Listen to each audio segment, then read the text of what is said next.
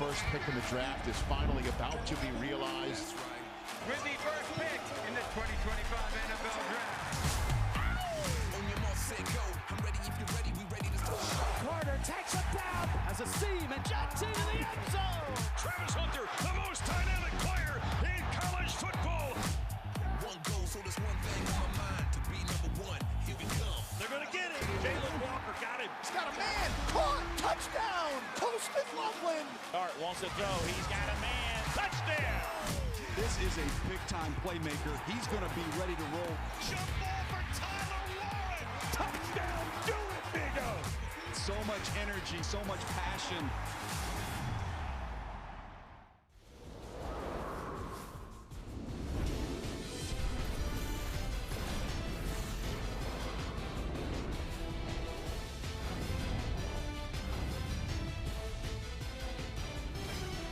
Green Bay, Wisconsin, the home of the 2025 NFL Draft. It's the day we've all been waiting for. Just moments away from hearing the Tennessee Titans are on the clock. And yeah, the expectation is that dude, Cam Ward, will hear his name called first. Travis Hunter knows how to have some fun. The reigning Heisman Trophy Award winner, the two-way player, electric at Colorado. Will we hear his name called as a wide receiver or corner? Roughly 250,000 expected to visit Green Bay for the draft this week. And yes, we got all the picks for you. With that, we welcome you inside our studio. It is Draft Center. It is presented by FedEx. No one has it better than us. Mike Ann, Bucky Brooks, Lance Zierlein. All right, break it down for me. We talk about this audition. To get to this point, I got to imagine just this much anxiety from the players. Yeah, a lot of anxiety, a lot of stress. But look, you're on the precipice of having a dream come true. And so no matter what it is, when your name is called, you're excited about it. You were a 7-year-old kid playing in the front yard with the ball, hoping to be an NFL player. Now is the realization of those dreams. You got to be excited for the people. Yeah, and this is really going to be extra spicy this year because we don't really know where a lot of these players are going. I mean, we usually have a general sense of where they're going, but there are a lot of players right now who have wide, varied draft slotting from team to team. So this has been one of the most unpredictable years for me. I don't want to speak for Bucky, but it's been difficult trying to project where these players are going to go. I have no idea what you're talking about. For weeks, the three of us were working on Mock Draft Live. We told everyone every single week exactly what was going to happen. Every week too. But yeah, but the last one is the right one. So I think we have a semblance of what reality is going to be. The Commissioner Roger Goodell kicking off our coverage here of the draft.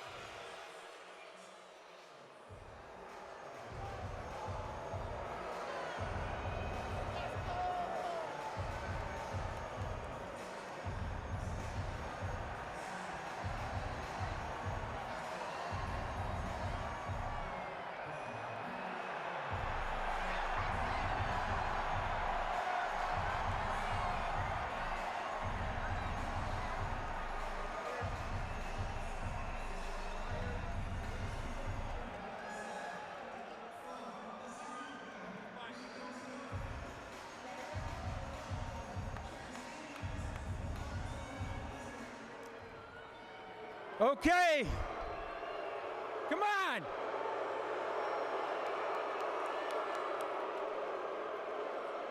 Okay, welcome to the 2025 NFL Draft in Green Bay, Wisconsin.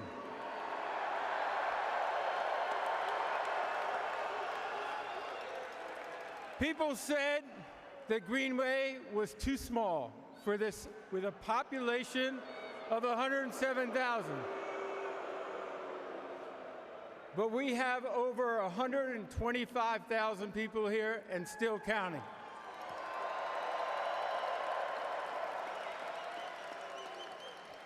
Obviously, Green Bay may be small, but it's mighty. Thank you all for welcoming us here tonight, and hope you have a great few days.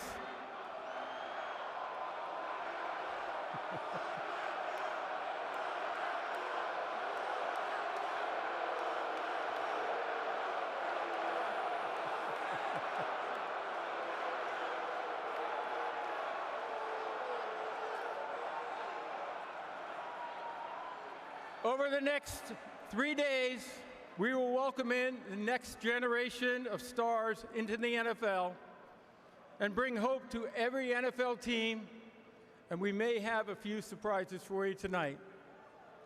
But first, let's hear from some of your Packer greats.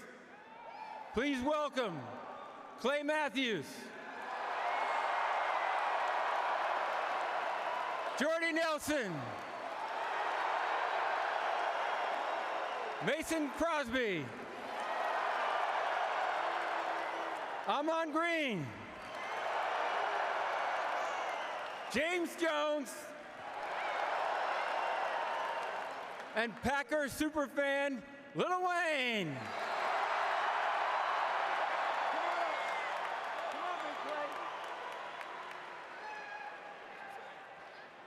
I'm going to go off script here real quick, Roger, but I just got off the phone with the President Donald Trump. He asked me to pass a message along to all 32 NFL franchises. So let me tell you what it reads here, all right? It says, my fellow Americans, the Bears still suck! Let's go! Go Pack! I'm sorry, Roger, I'm sorry.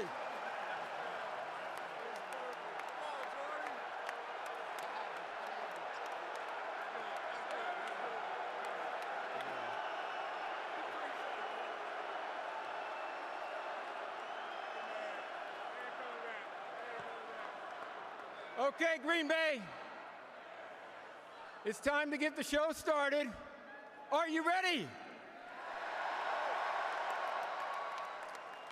The 2025 NFL Draft is now officially open. The Tennessee Titans are on the clock. All right, a whole lot to unpack there, which we will do. I'll stick with the bicycles for just a moment, but best available, we'll check it out. Lance's best available, presented by Verizon. I get it, you got Cam Ward 1. Just to be clear here, this isn't like a mock because we anticipate Cam Ward being the first overall pick. You legitimately think he's the best guy? Well, I think he's the best available for. Look, I put him 1 because he's going 1. Sure. The best guy I think is Ashton Genty, but I'm trying to balance my own personal grades with how the league sees these guys, I think. And so that's what it is, and it's going to be. But as we get deeper in the draft, I think it'll come in handy. But, you know, frankly, my opinion versus teams' opinions, I've talked to some teams who have it wildly different at even the top 10 are wildly different. By the way, and just to be clear here, because you mentioned Ashton Genty, I do think about a mock draft live when you were with us. Your comp was one of the best players that I've ever seen play with my own eyes in LaDainian Tomlinson. LT. Just for reference, and trust me, we'll talk more about Genty here coming up because it's not going to be too long before we hear his name called. But where does Cam stack for you? So Cam in this draft, I have him like the 7th or 8th best player in the draft. But what I would say about Cam is he is everything that you want in a position. Alpha dog competitor. The things that come to mind to me are tools, tenacity, toughness, all of those things. And when we look at the tape, you can see why the Tennessee Titans are maybe smitten by what he brings to the table. Big time arm talent, powerful arm, he can drive it, he can spin it like no other, and then it's the strength in the pocket. It's being able to shed off tacklers, find a way to continue to put the ball in the sweet spot, and then it's the creativity. Every quarterback that we now see at the top of the charts has this ability to play in an improvisational fashion. Now, he can do too much, and you'll see some picks and all of those things. You got to coach that part out of him, but when it comes to the moxie, it comes to the confidence, it comes to holding guys accountable, there aren't many that would challenge their guys and rise to the occasion like Cam Ward. Well, I was just going to say, I mean, he's a gunslinger. It's funny, one of the guys that came to my mind when I was watching because of the positives and then the not so positives, we'll call them, was Brett Favre. because he's got an arm talent where you say, man, that's like Brett would have done. You know, that's a throw like Brett would have made. And then you see him throw across the field into coverage. You say, ooh, that's a throw like Brett would have made. So, I mean, it's some of the positive and negative. I know that, you know, there are some similarities to Baker Mayfield in terms of gunslinger mentality, I think. But I got to be honest with you, there's some throws that there is nobody else in this draft that can make these 3-level tight window throws. Nobody else in this draft, I don't think, other than Cam Ward. This is the one guy. And I also want to shout out the fact that, you know, I watched his last 2 years at Washington State. And I liked him 2 years ago. And then in 2023, I thought, he didn't really get a whole lot better in 2023. Yeah. He went to Miami. I thought, well, we'll keep an eye on this. Because I thought in 22, hey, we could be looking at the first pick of the draft. After 23, I thought, nah, probably not. He really took a step up, Buck, in 24. Yeah, he took a step up. And, look, the comparison that I would make, particularly if he goes to Tennessee, is very similar to Steve McNair. When you watch Steve McNair coming out of Alcorn State, there were a lot of people that were excited about the toughness and the talent that he brought to the table. In Cam Ward, you're getting a similar guy. This is someone who loves the smoke. And when I talk about an alpha dog competitor, he doesn't mind stirring it up a little bit with his teammates and with the opposition. And the thing that does, that brings out the best in Cam Ward. When you think about Miami and what they needed, Mario Cristobal had a team that was on the verge of going to the playoff. Now, they didn't get it done, but this dude certainly took them up a level. And when you're looking at franchise quarterbacks, you want someone that can level up your team. Cam Ward can certainly level you up. Can you guys speak to this? Because I think you're hitting on something when you look at the tape from Washington State. I could make an argument, and I watched him a ton when he was playing with the Cougs, and I saw him a ton down in Miami. You mentioned some of the issues, some of those turnovers. He played with a remarkably more talented team with Mario Cristobal. You said it. I thought they were going to be a playoff team a season ago. That clearly didn't happen. There were some tight wins that they had there. How do you assess when you do the evaluation if you're an NFL team where you say, you know what, I see some of the talent, but I see some mistakes, and I saw him improve with better players around him? Well, I mean, look, I saw that happen with, and I'm not comparing the two, but I saw it happen with Pat Mahomes. I saw it happen with Josh Allen. Josh Allen, you know, we all thought, well, this guy has major accuracy issues, and Josh Allen just, you know, doesn't throw on time. And there was a lot of issues with Josh Allen on tape. But then when you go back and kind of re-study after a year or two, you realize he had wide receivers that couldn't get open. He had some technical stuff that he needed to work on. But when you get the right players around you, Lamar Jackson's another great example in the pros. Once you get the right guys around you, I think it allows you to unlock elements of your game that maybe are just kind of hidden or just dormant, and they can spring forth. And I think that's something that happened with him going from Incarnate Word to Washington State and then to a more talented Miami team. I think as a scout, you actually love to see him play as an underdog, because if he can play with lesser thans, then you're saying he's going to be better when either the talent is even or he has superior talent around him. And the fact that he bounced from Incarnate Word to Washington State to then make his way to Miami, we got a chance to see him take a step up. And every time he took a step up, his game improved. And to finish it off in Miami, 1 year starter, but to do it the way they did. You talked about those tight games. I would say those tight games were actually good for his evaluation, because you got a chance to see him play under pressure in the clutch. How does he perform when it matters most? And a lot of the NFL game comes down to the fourth quarter. It comes down to how you handle 2-minute situations in the red zone.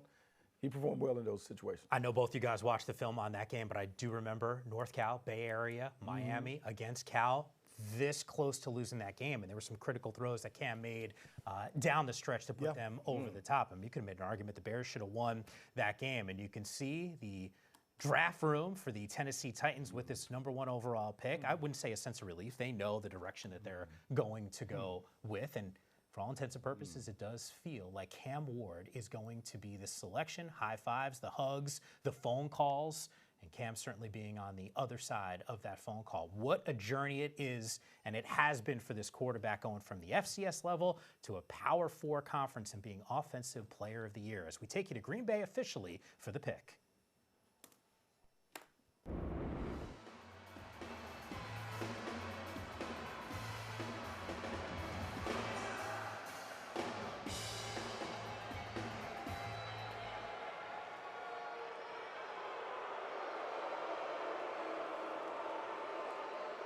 Come on. With the first pick in the 2025 NFL Draft, the Tennessee Titans select Cameron Ward, quarterback, Miami. Yes, Cameron Ward, the #1 pick in the 2025 NFL Draft. From a Titans perspective, we just loved up Cam, and we explained why he deserves to be the #1 overall pick. From a Tennessee perspective, why does this make sense, guys? Because they need one. They need a quarterback. You cannot compete in the AFC without a quarterback. Lance mentioned some of the quarterbacks that are already in the AFC. Patrick Mahomes, Lamar Jackson, Josh Allen. I mean, you go down the list. Justin Herbert. Joe Burrow, Bo Nix. So many quarterbacks. You don't have a chance if you don't have a quarterback that can really take their game up a notch. And even in that division, C.J. Stroud. So Cam Ward gives them a chance to close the gap because he has the kind of talent that can compete with those guys in the shootout. Yeah, and you know, the other thing about Cam Ward is I think it's getting the right mentality in the building as well. This is their third quarterback in the last 4 years. They went with a third-round pick with Malik Willis, but that wasn't really, a starting quarterback. They drafted him, and they wanted to see what happened. They grabbed Will Levis in the second round. Not fully committed, but, kind of. Let's see what happens with him. This is full commitment here. First pick, first round, all in. Some of the same arm qualities that Will Levis has, but I think the mentality and the maturity of game and play. That's 5 years of football under his belt. It matters. 2 years, it's tough to acclimate to an NFL game. 3 years is still really hard. 5 years, I think it's really going to benefit him. I love your point there because we saw it with Bo Nix a year ago, all that playing experience and reaping a huge benefit from the Denver Broncos perspective. Now, the last couple days, we didn't see a trade happen in the first round. We weren't sure whether or not that was going to happen. Today, there was plenty of buzz. If you were watching our coverage, our NFL media coverage, our insider Ian Rappaport gave us a list of potential moves that could go down. Well, it turns out we do have a trade. Trade action presented by Novartis.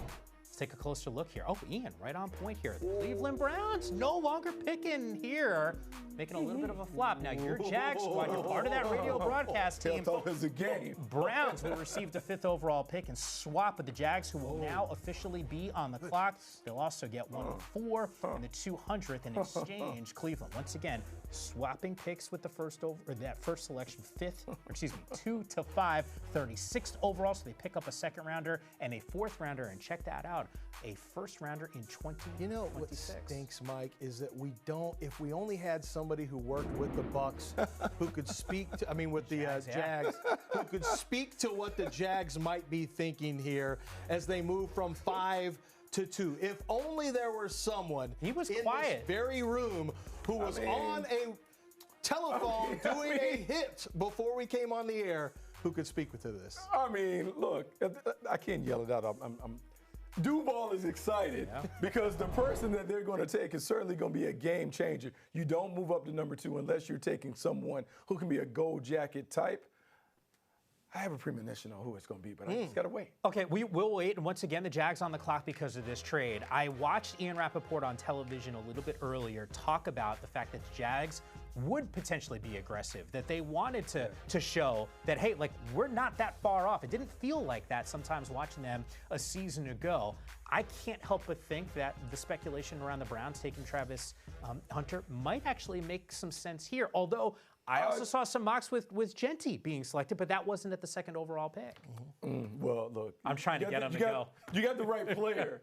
We just had him in the wrong uniform. Yeah. But now we can put probably Travis Hunter in a teal uniform. And the reason why, look, we talked about in this draft class, there were maybe 5 blue chip players. And some would say that Travis Hunter was the #1 player on the board. You've heard James Gladstone, Liam Cohen, Tony Baselli. They talked about having someone with the intangible qualities. Well, Lance will tell you, when you dig into Travis Hunter's background, look, this dude loves ball, he loves fishing, and that's it. He's going to be locked in and focused. So to me, it makes a lot of sense. And 2 of the biggest needs that the Jags had, they needed a number 2 receiver and they needed a top corner. Well, you get a 2-for-1. Who doesn't love that? Who doesn't love when you can go to the store and get a little 2-for-1 discount? This is really what a bold move by the Jacksonville Jaguars to pull this off, because they're going to get a guy who, as Bucky just mentioned, he plays 2 positions. He's my top wide receiver and he's my top cornerback. So wherever you want to play him, he's going to be my top player at that position. But I think what it also signifies is that there's a new general manager in town. There's a new vision in town in terms of, head coach and general manager. And they really wanted to take a swing right off the bat. They said, this is our board. Let's go get the guy that's at the top of our board. And I give them a lot of credit for wanting to go get the guy that's at the top of their board. There's been a lot of talk about Ashton Genty. Teams want to come up to get Ashton Genty. Look, these are two elite players in this draft, and I think teams are basically saying, we want the best of the best. You told us a couple weeks ago on Mock Draft Live, I had asked you, hey, is Hunter, you said the same exact thing. He's my top wide receiver, he's my top corner. I said, does he play both ways? You thought that was the case. We thought it might be in a Cleveland uniform. Does that perception change knowing the staff and how they might want to utilize him, knowing kind of that personnel already? I don't know, but how are they going to use him? Well, look, I would think that they see him as a wide receiver who also can play corner. They were looking for someone with the intangible qualities that can come in there and upgrade the team. And when you look at Trevor Lawrence and when he has played at his best, he's had what we call ball catchers, guys who have elite ball skills. But when you look at Travis Hunter, there are few that can catch the ball like him. On offense or defense, he is a game changer. He gives them not only the playmaker, but he gives them the pop.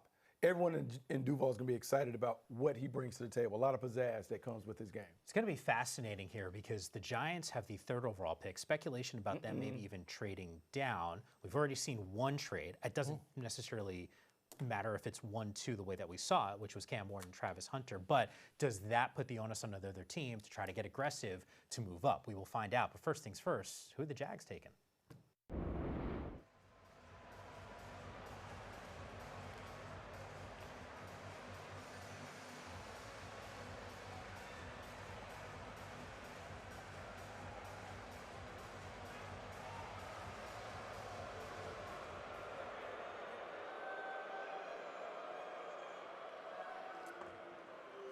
While we are here tonight to celebrate the 32 young men entering the NFL, I'm honored to take a moment to recognize a player who's made a profound impact on and off the field.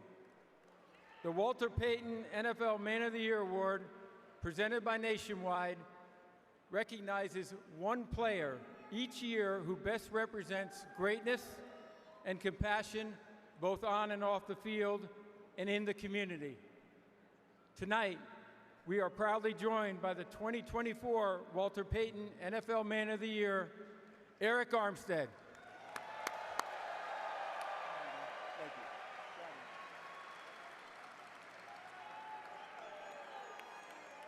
First off, Duval.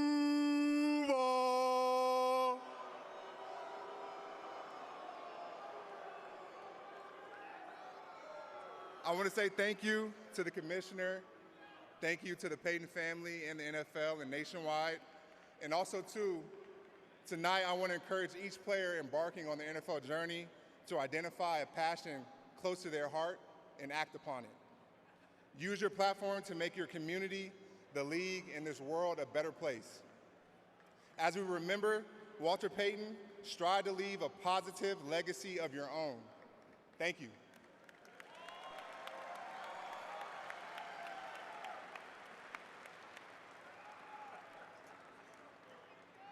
We have a trade. The Cleveland Browns have traded the 2nd pick to the Jacksonville Jaguars. And with the 2nd pick in the 2025 NFL Draft, the Jacksonville Jaguars select Travis Hunter, wide receiver, defensive back from Colorado. I won't necessarily say homecoming, but Travis Hunter, Suwanee, Georgia, about a 5-hour drive from Jacksonville. So a lot of that family contingent won't have to travel too far to go and see the number 2 overall pick play with the Jags. I mean, it's bananas. I mean, you make a move like that to get a Heisman Trophy winner, someone you talked about, still fairly local. So when you think about the fan base and the people gravitating to him, they're going to love it. But more importantly, it's the electrifying game that he's going to bring. They have not had a player like this. I mean, I don't know if in history, like we talk about the best wide receiver in Jaguars history, Jimmy Smith. They haven't had a DB certainly like that since Jalen Ramsey. Well, now you get a 2-for-1. This is a dynamic playmaker, guy with tremendous ball skills. He is going to help this team in so many ways because he can put the ball in the paint. He also can take the ball away. He's a big game hunter. No, well, pun intended, I suppose. But you know, what he is a truly dynamic athlete. He is truly, when you watch him on both sides of the football, he is so natural. He looks like that kid in Little League, that in Pee Wee football, that you know is just so much better than everyone else. And that's what he was every time he was on the field. We're talking about a player with elite instincts on both sides of the field and elite ball skills. And you see that right here. This catch is a phenomenal catch, one of the best catches I saw all year long. That's the one he went up, catches through contact. He's got this yak ability where it's a catch and go, and he's slippery to catch. He's not the fastest player, but when you get into coverage, this is where he really shines to me, is at cornerback. I think once the ball is in his area, his ball skills take over as a wide receiver. And so you're talking about wide receiver on wide receiver matchups when the ball goes up. So the 50-50 truly turns into more of an 80-20. I think the instincts from man, the instincts from zone, it doesn't matter. In zone, you're in grave danger if you lurk with your eyes as a quarterback. And Bucky, I don't know how they're going to play him, but I know he's going to shine. He's got some technique stuff he still needs to work on both sides of the ball, obviously. That's what happens when you play both ways. You don't get to fine-tune one direction. But I guess the question is, can he play both ways when he needs to be in meeting rooms on both sides of the ball? Well, I think he has to play both ways because that's what he's always done. I think it's very similar to the way that you utilize your top player in high school. The thing that you have to do with him, superior conditioning is always there with him. You saw him at the pro day. He can run all day, and it's easy for him. The thing about it is you want him to have the ball in his hands because he makes the magic happen when he touches it. But you also want him on defense in those critical situations. To me, it's very easy to put him as your starting wide receiver, to make him your nickel or your dime corner, and kind of mix and match when you want to put him in on either side. Can I play devil's advocate here? He's basically 6 feet tall, 188 or so pounds. It's fair. Got to lift him up. That's a lot of reps. And we always talk about the growth, right? You can get it done at the high school level. Can you get it done when you level up to college? He obviously was able to do that. It's the NFL, too. Like, there's a reason why we don't see dudes being able to do this. Physically, can he handle that load?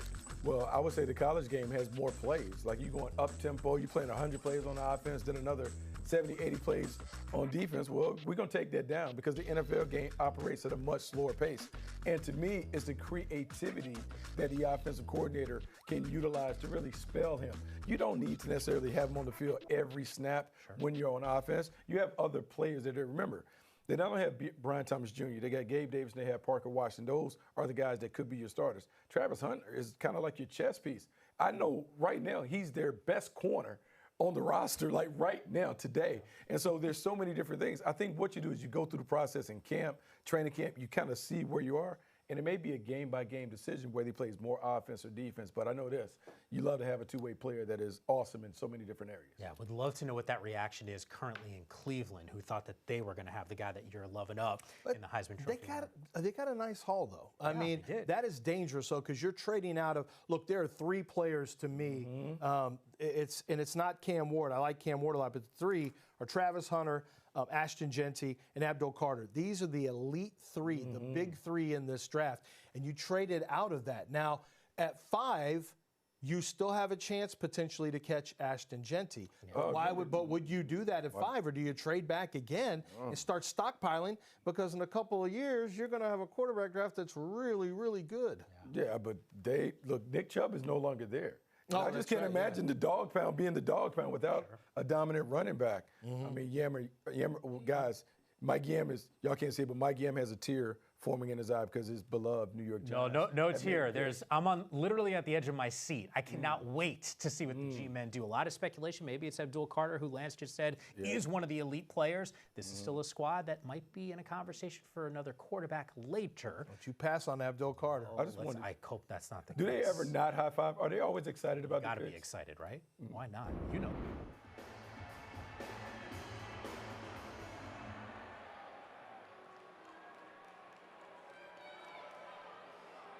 With the 3rd pick in the 2025 NFL Draft, the New York Giants select Abdul Carter, defensive end, Penn State. What do you think, Mike? Oh, yeah, let's go, baby. All right, a dominant player. You guys have been telling me for weeks that this dude is one of the elite players in the draft can get after quarterbacks. And look, you mentioned dog pound, always got that running back. I think about the Giants being successful, get after the quarterback and have some really strong players on the defensive line get after and make nightmares for the QB1 on the opposing team. I mean, we look like that, right? He's walking in like the Matrix right now, isn't he, Bucky? Yeah, I mean, got that Neo look with I mean, I just don't know how a guy from Philly can go to New York and change his allegiance. He grew up being an Eagles fan. Now he's going to be a Giant. What are we talking about? It's all good because we saw a little bit of that story with Saquon Barkley. As long as the Giants don't trade him away. But Lance, when you watch the film on this dude, it pops. I mean, look, he's got just incredible get off, and he conflicts tackles immediately because their technique breaks down immediately because of his quickness, and that's what he does. He's got the quick first step. He's got closing burst that's insane. He's got the range to get all over the field and tackle. There's a lot of his game that is a lot like Micah Parsons. They're both linebackers turned edge rushers. They both, once they get into the backfield, it's hard to shake them, like heat-seeking missiles. They're going to be all over the quarterback. You're not going to be able to get away. So I think what really stands out here is he can bombard that stat sheet as a pass rusher or with tackles for loss. And that's what you want. You want disruption. They'll figure it out they've got a couple of defensive ends right now already. Yeah. They're going to figure this out. You don't not take an Abdul Carter just because you have some guys ahead of him on the roster. You don't do that. You take the best player there. This was a slam dunk in your mind, right, Bub? A slam dunk because it gets them back to being the Giants. Yeah. The G-men are always at their best when they lead with their defense, and their defense is always led by the front line. Now you have an opportunity to take Dexter Lawrence, you have Brian Burns, you have Kayvon Thibodeau, and then you have Abdul Carter, who can play linebacker or rush in, whatever you want to do. I just have these visions of the Giants when they were at their best and they would try out that NASCAR package. They knocked off the Patriots twice with multiple pass rushes being able to harass the quarterback. The Giants getting back to who they are. At least we know they have an identity. It's going to be tough, though, because of the Philadelphia Eagles and the Washington Commanders. But for tonight, I love it. I love it. Hey, but one of the reasons it's going to be tough is you got two quarterbacks. I mean, that have high, like, you got to go get a quarterback hunter, and you need somebody that can match athleticism with those two guys, and that's something Abdul Carter can do. So, love the pick here for them. He was a second-rated player on my board, and just, to me, just a really fun player to watch because he is just a high-energy player. Now, I will tell you, I think this sets up a really interesting question moving forward with the New England Patriots. So the New England Patriots, they're projected to take a left tackle, right? All the mocks have them taking Will Campbell. What I think is interesting here is from a value standpoint, if they get a phone call from a team like, say, the Chicago Bears who say, we're going up for Genty. Guys, what do you need for us to go up there and get Ashton Genty before the Browns get him? That would be an interesting haul for the Patriots because it would allow them to potentially take that position that they want later at left tackle and stock up on picks because that roster needs a lot of work. But they spent a lot of money in this offseason. It will look better than it did a season ago. But you're right, as we continue to reload here, and once again, it is the New England Patriots that are on the clock. Just wanted to note here on Abdul Carter and Saquon Barkley, obviously that Penn State duo, the only top 3 draft selections by the Giants in the last 40 years that used to rock that Nittany Lions uniform. This dude's on cloud 9. Travis Hunter, the second overall pick to the Jags. What the Patriots do, the answer to that's coming up next on Draft Center.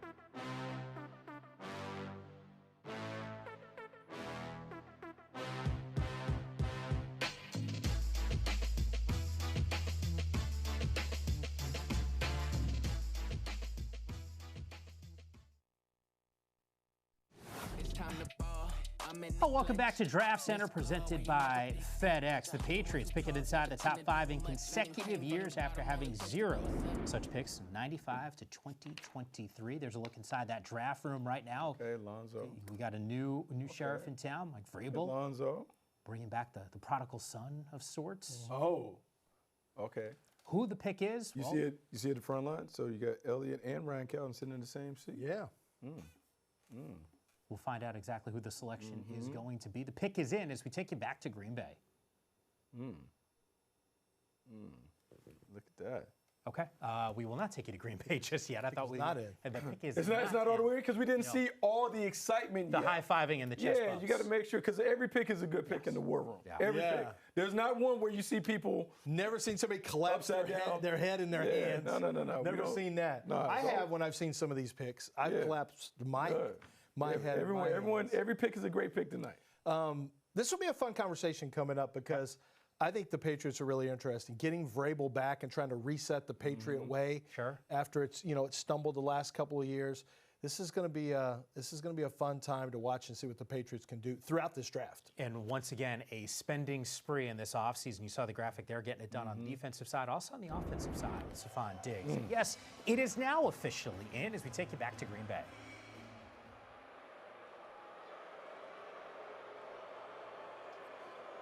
With the 4th pick in the 2025 NFL Draft, the New England Patriots select Will Campbell, tackle, LSU.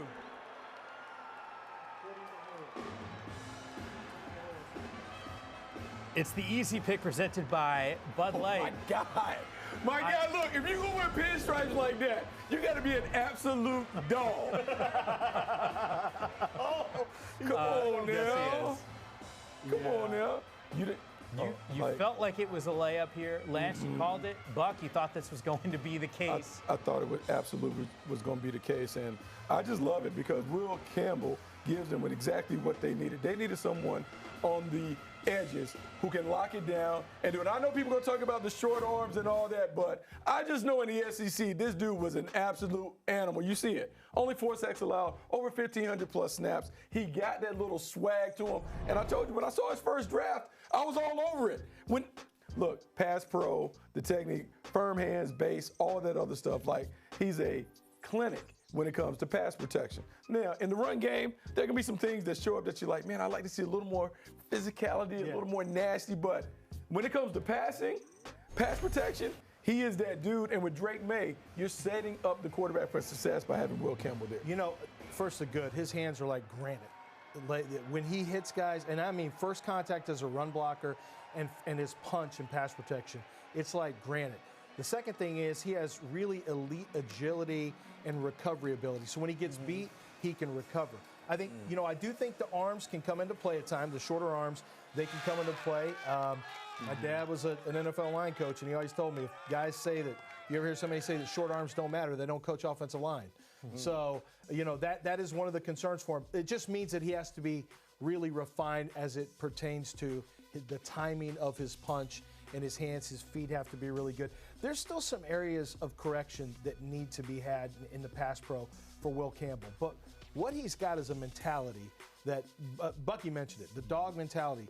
From what I understand, Mike Vrabel fell in love with him after he met him face to face. And so this was something that was kind of locked in because Vrabel loves him. It's a huge position of need, left tackle. But the other thing is, as a run blocker, he's a nasty run blocker with good finishing punch, and he's got these strong hands. So if he gets into you, you're cooked. Like, you're not getting away from those strong mitts. You know what he got me?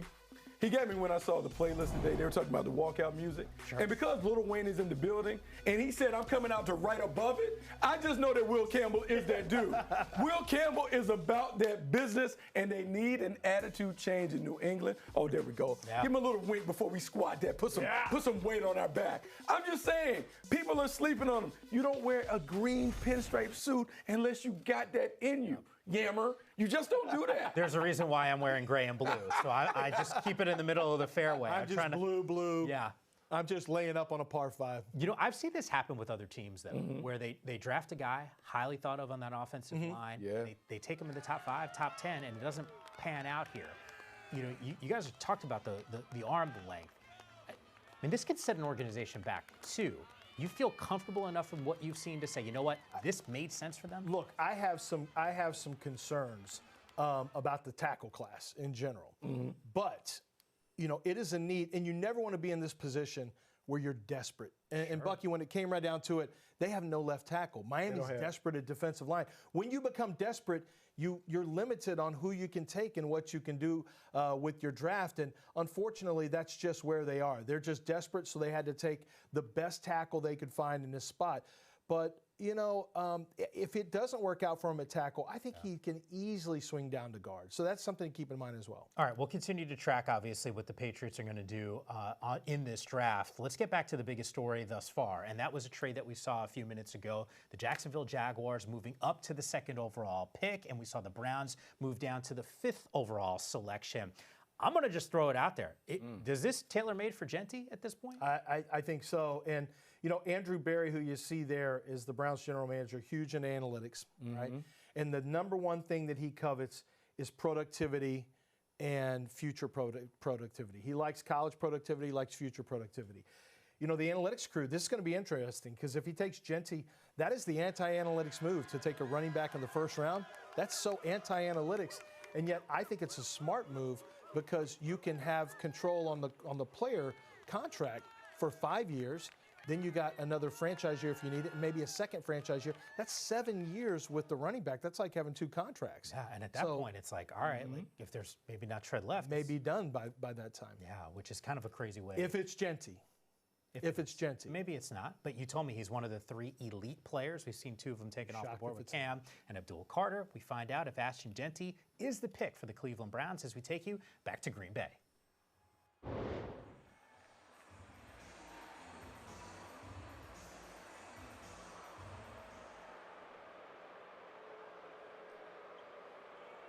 With the 5th pick in the 2025 NFL Draft, the Cleveland Browns select Mason Graham, defensive tackle, Michigan. All right. I guess he is a true analytics general manager because we don't take running backs in the 1st round. Wow. I got to be honest with you, I didn't see this coming. Not that Mason Graham is not a supremely talented player. He's been every mock draft, he's been mocked to the 5th overall pick. To the 5th overall pick. It wasn't this team, and I think that's what sort of clouded my judgment here. So you're not some bucks like, yo, did you see one of my 15 drafts on NFL.com? I had Mason Graham going 5th overall the entire time. Well, here's my thing about Mason Graham. If you talk about the production and performance, if you are a film study nerd, this dude gets it done. We talk about in the run game, he is physical, he's aggressive, he's feisty, low leverage player. People talk about how he comes off the ball, quickness, the ability to get through the crack, the way he gets off box, the non-stop relentlessness and competitive spirit that he plays with. To me, Mason Graham is one of the dogs in this draft. And I know he's not going to win the beauty pageant when it talks about the arm length and the prototypical dimensions and those that. But if we're talking about playing ball, there are not many that play ball like Mason Graham does. High floor. Not really. There's just really no bust potential to me. I mean, he's going to be, the question is he going to be good or is he going to be great? I think that's the question. There's a little bit of variance in NFL circles. What I see is a player, Bucky mentioned it all, gets off blocks really, really quickly, really well. Hands are extremely active. He's very quick off the ball. He plays with that leverage. You know, he's got the broad, strong build. I think that he doesn't give offensive linemen any snaps off. There's just no snaps off. And so because of that, if you don't finish him, he reignites. And that's how a lot of his sacks come. That's how his tackles come. He reignites the embers and can make plays if you don't finish him as a blocker. Top Browns draft pick last year, Michael Hall out of Ohio State. He got taken in that 2nd round. Now it's Graham. Talking about a Michigan dude that's out there on the same line with Myles Garrett and a wrestler as well. Forget about it.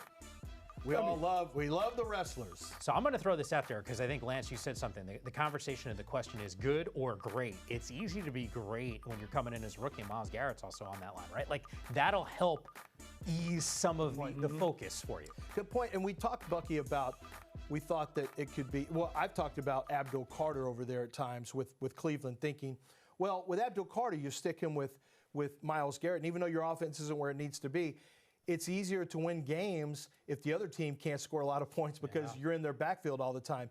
This isn't the defensive end position. It's not the rush position on the edge, but it is another defensive lineman. So it's the same concept of building your defensive front. All right, to be abundantly clear here, we started our coverage referencing some of Bucky's mock drafts. And how many did you do? 27 mock drafts or something along those lines? The point is, I felt like on every single one that I saw that hit on NFL.com that we talked about on Mock Draft Live, at 6, it was Genty. It felt like every single time. Yeah, I mean, that's it. I mean, look, I think I'm 5 for 5 based on the thing. I think I'm 5 for 5. I would love to go 6 for 6. There was no way they pass on him, is there? Right? Well, no, I mean, what about the big guy from Texas? Like, just being able to kick. Like, we got to be in the offensive line. We got to be in the trenches, right? Are we going to Pete Carroll, man, on a running back? I mean, like this? I mean, Pete Carroll loves it. I mean, Marshawn Lynch. Lynch. And all that. Like, I mean, that kind of fits the identity, but I don't know. Tell you what, I don't know if I want to be 2 teams passing on Ashton Genty. I understand he's a running back, but this is a tricky one because Kelvin Banks, as you were mentioning, you were referring to Kelvin Banks. They need tackle help. It's a deep running back draft, and it's a kind of a weak tackle draft. So this will be interesting.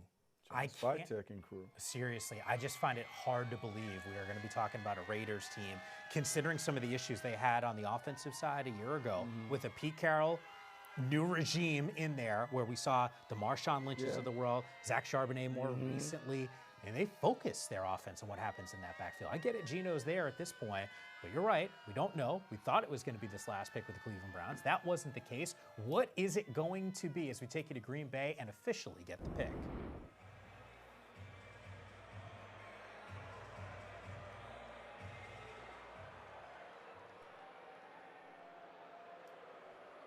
With the 6th pick in the 2025 NFL Draft, the Las Vegas Raiders select Ashton Genty, running back, Boise State. You said one of the elite players. Your comp was LT, Lance. Yeah, he's my favorite running back I've seen since Saquon Barkley. Let me tell you what I love about Ashton Genty. He's a bell cow back, right? You want to give it to him a ton, you can give it to him a ton.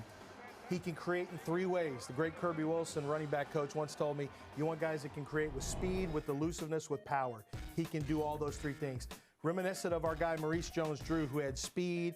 He's got that he's built low to the ground with a broad base. But when you watch Ashton Genty, what stands out is he's very tough to get solid contact on. And even when you do, the feet never stop. So he just seems to bounce off. It's like 2 magnets, Sam. You know, when you try to put the same sides together and they. I did that for hours as a kid. I was very easily entertained. I know. Well, and it's just like that when you try to tackle him. It's like a repellent. He just refuses to be tackled. And when you do get a shot on him, you're going to take most of it. He's usually the hammer, and you're usually going to be the nail. He finishes through contact, and he scores a ton of touchdowns. He is one of the favorite running backs that I've ever studied because in the middle of it, I'm thinking the offensive line's just kind of average, and this guy's just going to war every snap. Explosive after explosive after explosive. 9 out of 14 games, Bucky, he had 50 or more yard run. I mean, look, you not only talk about the explosiveness, I think it's the workhorse ability. 9 games where he had 30 or more carries. 19 games where he had 20 more carries in the last 2 seasons. We don't see that in the National Football League anymore, that workhorse running back. So when people make those comparisons to LaDainian Tomlinson, they talk about Frank Gore. You talk about every down backs that, look, man, they live and breathe it. They can run it, they can tote it, they get better in the 4th quarter. When you think about the Raiders and Pete Carroll was one of the few coaches back when the league was a passing league. They were running more than passing. You want to set Geno Smith and that offense up for success? Put a star running back in the backfield, feed him, and then allow the offense to work through the running back, not the quarterback. He's Tecmo Bo all over again. You couldn't tackle Bo Jackson on the video game. You have a hard time tackling him. And, you know, the one thing, though, I would say, I'm sure Geno Smith's very happy about this. The one thing I will say, 200 Bucky references, 279 carries in the last 9 games of the season. Averaged over 30 yards, over 30 carries a game. He had 374 for the year. He's still a young player, just 3 years of college football. That's a lot of tread they pulled off the tires last year. So he's a bell cow back, but I don't think you want to go too crazy. I think you want to have a secondary back there and bring him along at a reasonable pace. But it's going to be tough because he's just so good. We're going to have Secretariat just trotting around the thing, man. We get Secretariat, we want a rider. We want to go. This is the whole point of getting a thoroughbred. We want to make sure we can get a Clydesdale. Yeah. We can get a Clydesdale, back them up, but we want to make sure the Secretariat is able to go. Yeah. You get the 911, you're not coasting. Like, no. You got to punch it a little bit. No, right? We want to punch it in. He gives them their workhorse runner that they need. It's easy to set the offense off of him. You know what else? The play action. And I was prepared to talk about this for Trevor Lawrence when I thought Jacksonville was going to get him. Mm-hmm. When you are this good offensively, when you're this powerful and you hit these 50-yard carries, like I said, 9 out of 14 games this year, he had a 50-yard or more carry. 9 out of 14. In some games, he had more than one. Do you know what that does for the passing game and play action? I mean, safeties are buzzing down. Geno Smith's job just got a lot easier, provided they get some wide receivers and offensive tackles. Mm-hmm. It got a lot easier because the play action is going to be a real factor. I think back to Pete Carroll's press conference when he got introduced. He said, we're not far away. This team can win right now.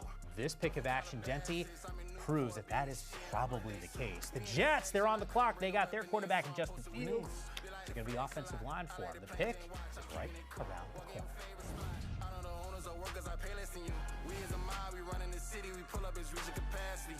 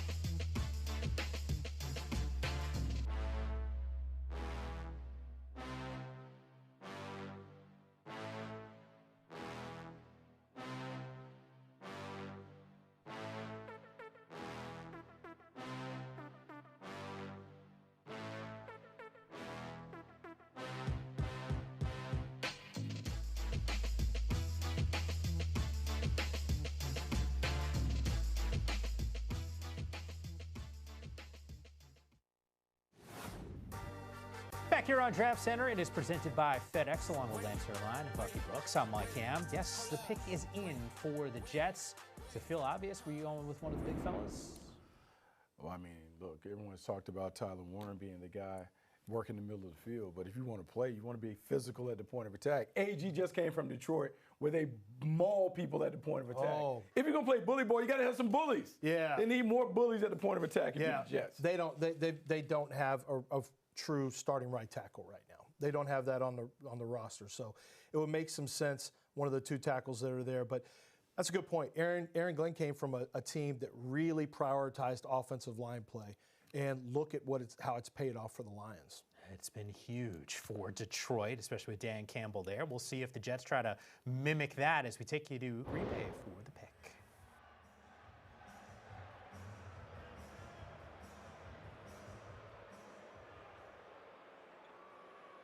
With the 7th pick in the 2025 NFL Draft, the New York Jets select Armand Membu, Missouri, tackle.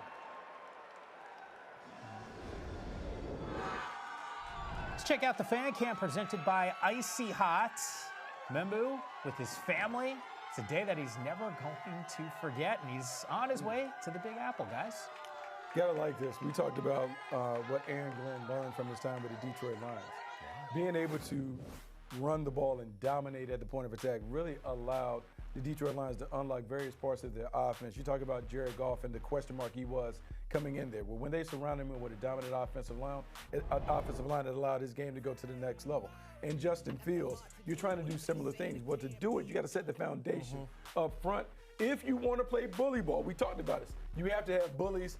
Armand Membu has some of that bully in his game. Yeah, he's just recently turned 21.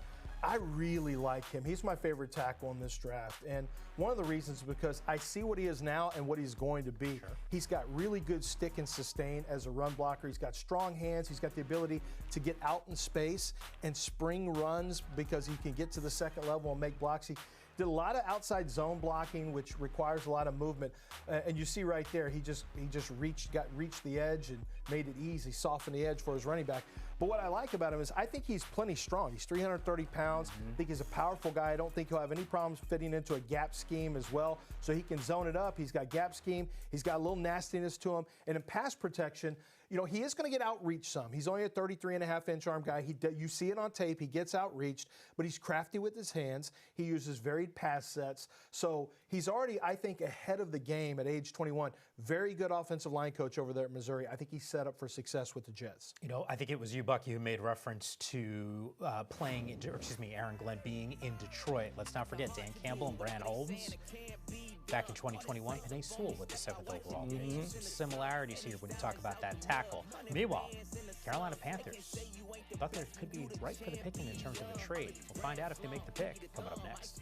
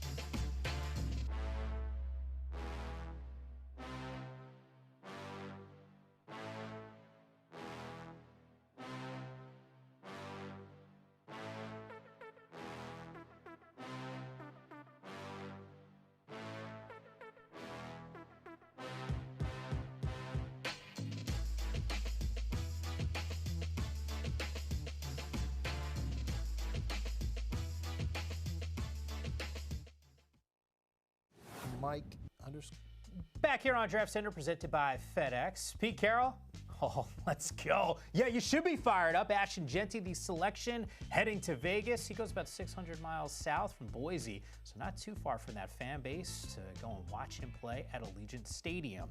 Time for Salute to Service, presented by USAA. Earlier this month, official NFL Salute to Service partner USAA invited NFL draft prospects Ashton Jeanty and Jalen Milroe to General Mitchell Air National Guard Base in Milwaukee to experience a day in the life of active duty military, including pilot training in a flight simulator.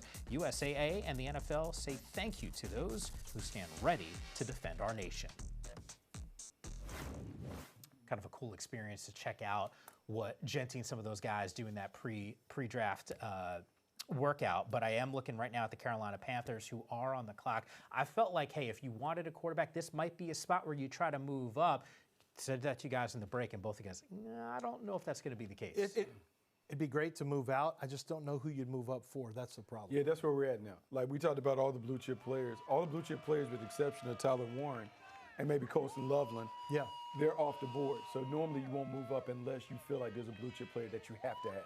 Kind of interesting if that's your guys' take, because we are talking about the 8th overall pick. Yeah, right? We're done with the blue chippers. Yeah, we're done with the blue chippers, and this has been a defensive end in all the mock drafts, but do they have one that they covet at 8? We'll find out, because they still could use a tackle. Let's take you to Green Bay.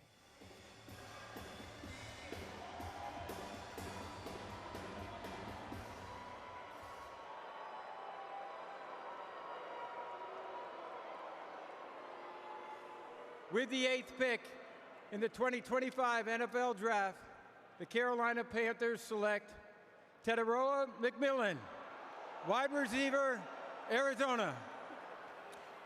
Here we go. I talked to a very good friend of mine around that Panthers organization this morning. I said, hey, man, like, which way are we going? He's like, oh, it could go in a couple different directions here. And at the very end of the conversation, he goes, you know, kind of talking about that wide receiver room, maybe there's a fit here. And I immediately perked up. The range for Tet McMillan, though, Lance, you know this, kind of all over. All over. And this was, to me, the hardest team to project, because it's not a clean defensive end feel and fit over with the players who are on the board right now. When you get Tet McMillan, when you get Teteroa McMillan, T-Mac as they call him, you're getting somebody who is really incredible in the air, just absolutely a basketball player in the air.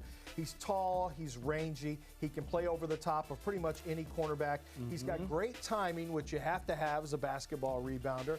And, you know, the catch radius is the highlight reels from the 23 tape is off the charts. 24 is good. 23 is incredible. He's very smooth. He makes it look easy. Sometimes I think it's held against him.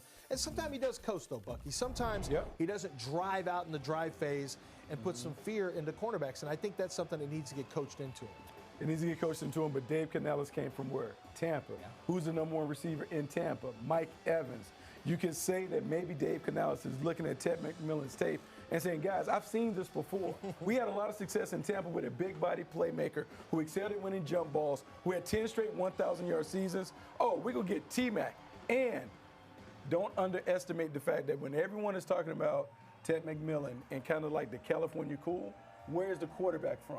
California, SoCal. So when we talk about the energy, the relationship, and all that, and remember this, Bryce Young played at Mater Dei. T-Mac played at Servite. They're in the same league. There's some crossover in terms of interacting with each other. To me, that matters. Relationships matter in this business. How does he pair with Leggett, by the way? How does he what? With Xavier Leggett, who they took last year in terms well, of that room? Leggett is more of a bully wide receiver. I mean, he's one you want to get between the hashes, and he's going to make those tough. I think what McMillan's going to do is try to stretch the field a little bit. He runs in the 4.5s. He's fast enough. But once he gets down the field, unless you have a double team, it's an advantage for him all the time. So I think you want him playing, the Z, and then you get, I would think, and then you have Xavier playing the X. I don't know how they want to do it, but I think they're complementary receivers. I don't think it's going to be an issue. Remember, Dave Canales came from where? He came from Tampa. So you had Chris Godwin, and then you had Mike Evans. So now the Carolina Panthers have basically recreated their wide receiver room. And remember, they had a diminutive quarterback. They had an undersized quarterback in Baker Mayfield. Wow. They had those two big guys at Tampa, now in Carolina. undersized quarterback, big bodies on the perimeter. He basically is just taking the cheat code from Tampa Bay. He took that playbook on Madden and said, hey, we're just going to put this under Carolina. We're going to go to work. That's all he did. 5 months ago, if you told me that T-Mac was going to be the first wide receiver taken off the board, I would have been like, oh, okay. Last couple weeks, I don't know if I would have said that. Yammer, this is what you got to do. Lance will tell you, yammer in January, put your pen down.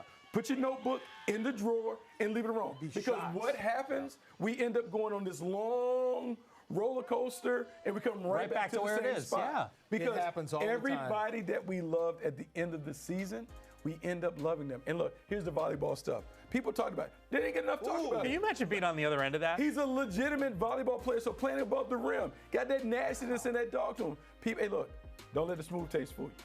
T-Mac has some dog in him. It just doesn't come out because he's nice, but don't be fooled. This dude can play. He's an animal. He was an animal in high school, continued being a dog when he was in Arizona. He is going to be a dog for the Carolina Panthers. He could have played 100% indoor volleyball at Arizona, right? Yeah. Oh, 100%. No question. You see him skying above it? There was a meet the parents moment that was just about to happen on that volleyball court. Yeah. Like that was about to get really, really nasty there. All right, I had speculated, and like who am I, right? To speculate that, hey, maybe Carolina would try to move out and maybe we'd be having a quarterback conversation. That clearly didn't happen. They get an offensive weapon in T-Mac here. There's been so much speculation about what the Saints are going to do with the 9th overall pick. We know Derek Carr banged up. He's not going to be able to start this season. Kellen Moore, an offensive-minded coach, now takes over. What's the direction that this team should be leaning into? Well, I mean, listen, they haven't been happy with Trevor Penning.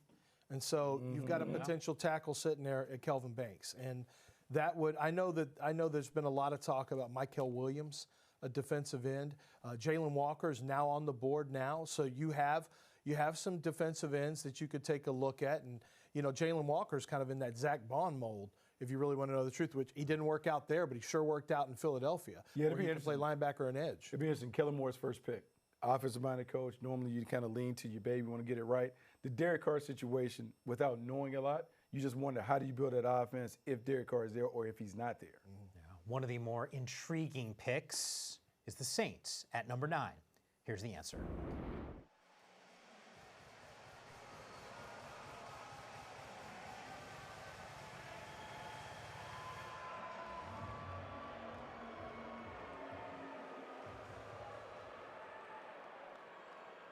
With the 9th pick in the 2025 NFL Draft, the New Orleans Saints select Kelvin Banks Jr., tackle, Texas. First team All-SEC. This is a dude who's had 42 career starts, all at left tackle. Yeah, and I tell you what my favorite game of his was his freshman season when he went up against Will Anderson and shut Will Anderson down. And I was at that game in Austin, and it was really, really impressive. Now, what I'd like to see is him get better and better and better. I think he's kind of stagnated a little bit as a pass protector, but he's gotten substantially better as a run blocker. He's got some good dip in his hips. He can really get into blocks with some force. He strains through contact as a run blocker. We voted them into they were one of our finalists in the Joe Moore Awards for the best offensive line in college football. And one of the reasons is because this guy, Kelvin Banks, did such a good job of run blocking, I thought, for that offense. Now, in pass protection, there are some holes. He doesn't have the longest arms either, and sometimes he's a little too passive, and he lets the pass rushers, Bucky, get into him. And he catches rather than goes. You can't catch. He's not a puncher. Will Campbell is a puncher. He's a catcher. You can't do that with long arm guys. Now, the only thing about Kelvin Banks, when we talk about that, we can talk about like picking apart. Athletically, yes, he's a high-end player. And when you're looking at the position and you're looking at the feet and the typewriter stuff, he fits Kellen Moore because Kellen Moore, as much as he was able to run it in Philly, Kellen Moore wants to throw the ball. He wants to throw the ball 35 times a game. And so you have to have a premier pass protector to be able to do it. Kelvin Banks Jr. has the footwork and the athleticism and the agility to be able to kind of be that dancing bear that can shadow box on the edge. All right, you mentioned his time, obviously, most recently winning the Super Bowl with the Eagles. I'll take it even a step back with the Dallas Cowboys. You think that those moments and those experiences shaped this pick here? I think so. I mean, look, you got to have an offensive line to do it. If you are a creative play designer, you know that the offensive line is everything. You can't get to the sexy part of your play sheet if your quarterback is always on the ground. This gives them a chance to really get to being super creative when it comes to the play design. Yeah, before we get to the Chicago Bears pick, let's take you out to Green Bay right now for a very special announcement with our Colleen Wolfe and Laura Rutledge.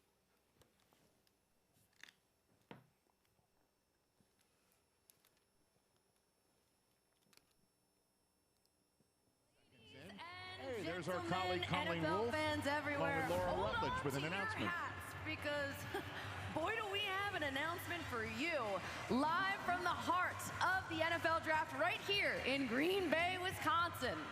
That's right, Colleen. The schedule release marks a pivotal moment in the NFL calendar. It sets the stage for a thrilling season. Yeah, this is when we get to geek out over every single game and bye week, the primetime revenge and rematches, those late season divisional dates that end up deciding playoff spots. And oh, who's playing at Lambeau in December? Ooh, we're gonna have to find out. You'll find out soon, okay? How about these rookies, the players who are drafted here tonight? When and where do they make their NFL debuts? We're gonna find that out as well. Let's not forget the expanding lineup of international games as well as Christmas, Thanksgiving Day. There's so many captivating matchups. It's the best. Yes, because nothing says holiday cheer like watching your team destroy another. So, without further ado, everybody, get it together, mark your calendars, set your alarms. The schedule will be dropped on May 14th. There we go. Lock it in. We can't wait. You can tweet it out, tell everybody, and don't miss it. Be sure to check out all the great content from the NFL team sites, the club's social channels around the schedule release. Tune into NFL Network as well as ESPN2. So much full coverage of the thrilling 2025 matchups. May 14th just around the corner, too. I know. It's basically here at this point. Guys, get ready and buckle up for the greatest season of your lives. That is cool. All right, let's call a spade here. You and I had the same reaction. Take out the phone, start putting it into the calendar. I'm busy on the 14th. That's officially a work day. Draft's over for me. I'm done. Work hard enough going vacations. through all the evaluation. Meanwhile, the Chicago Bears on the clock right now, still awaiting to figure out who the official pick is going to be. You can see inside that draft room, we do have some smiles. Pretty happy. Speculated, hey, maybe they move up. They don't. They sit at number 10, and here's the pick.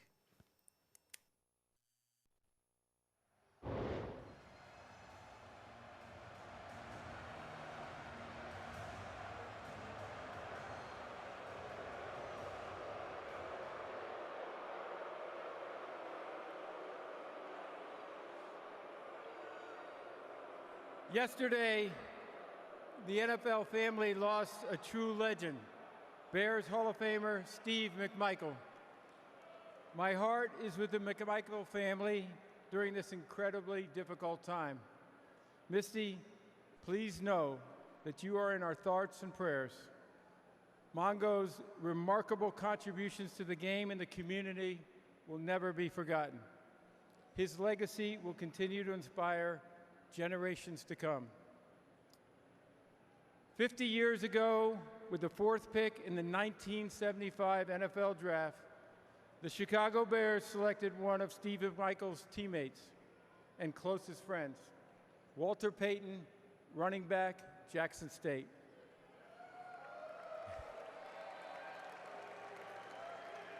Walter would go on to rush for nearly 17,000 yards and 110 touchdowns over 13 seasons, all with the Chicago Bears.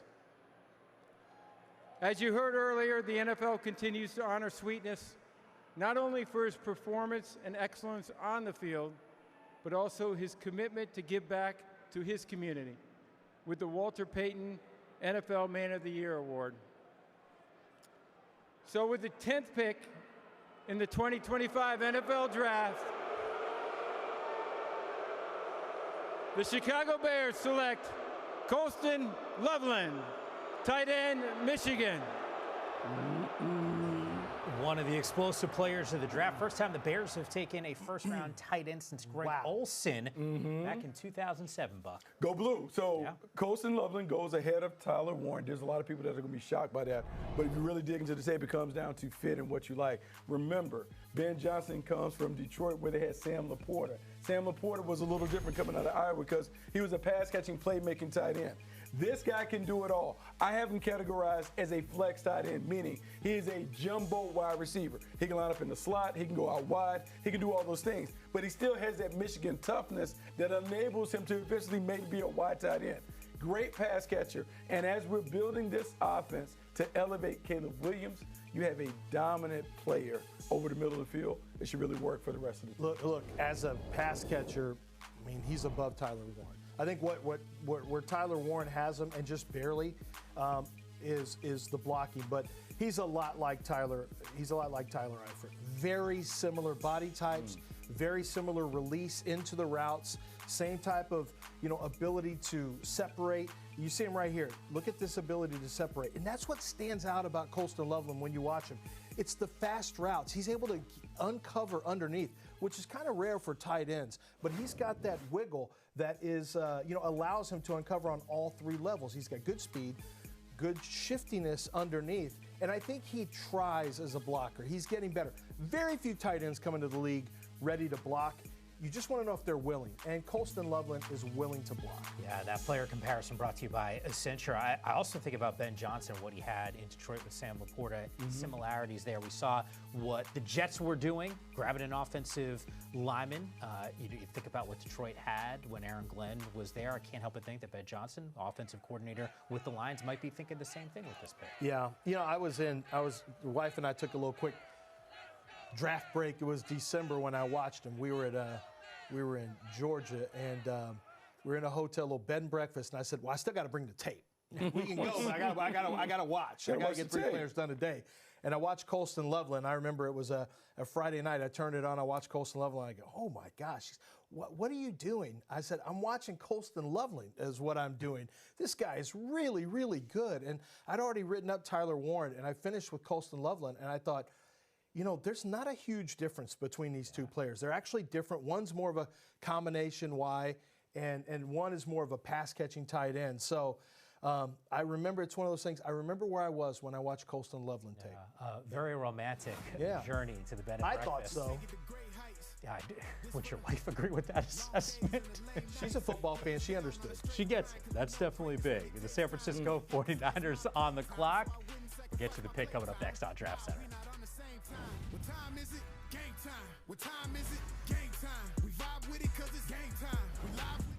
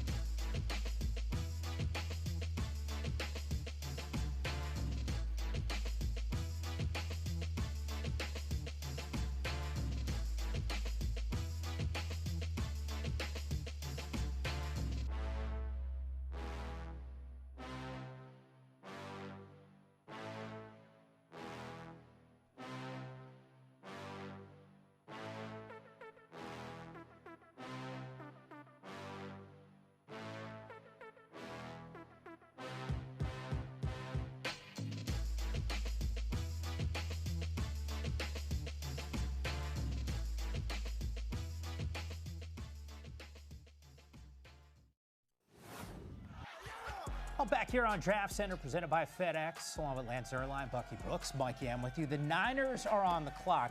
Made an observation. We're going through some of these selections. You couldn't help but notice that we haven't had a whole lot of defensive players. Yeah, no, it was funny because we talked coming into the draft about the edge class and the class of edge rushers coming into the draft and how we expected them to come off the board pretty quickly. But what we've seen, it continues to be an offensive draft. Offensive tackles, tight ends, playmakers, and those things. So no matter what we talk about the National Football League, it remains a passing league. It remains an offensive league. The defensive guys will catch up. Lance, don't you see it this way, that it's got to be, I shouldn't say has to be, but it does feel like the Niners the last couple seasons have had to address getting after the quarterback on their D-line. Don't we talk about a defensive player with the selection? Yeah, I mean, they need defensive tackle. I don't know that there's a great fit. Maybe Kenneth Grant here.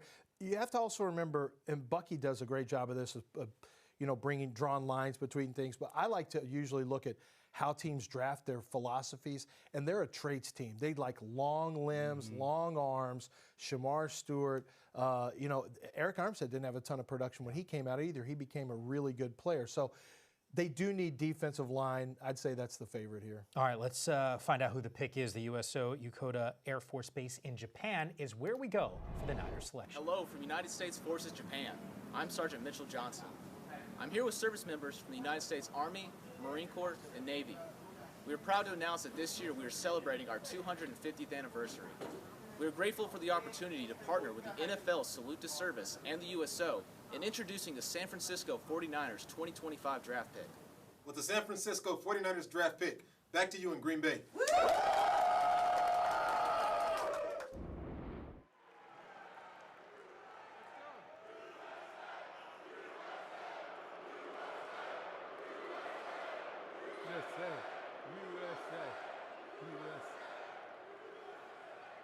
Thank you to our men and women who serve in the United States military for your sacrifices to defend our country's freedom.